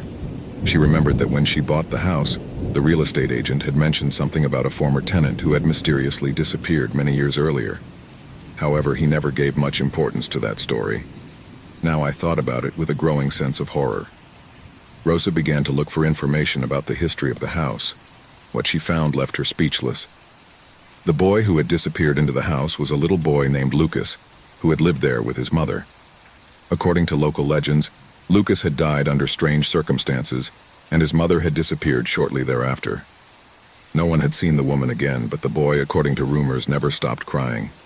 His spirit was trapped in the house, and the cry of his lost soul could be heard every night. The truth struck Rosa with a force that left her paralyzed. The crying child was not a living child.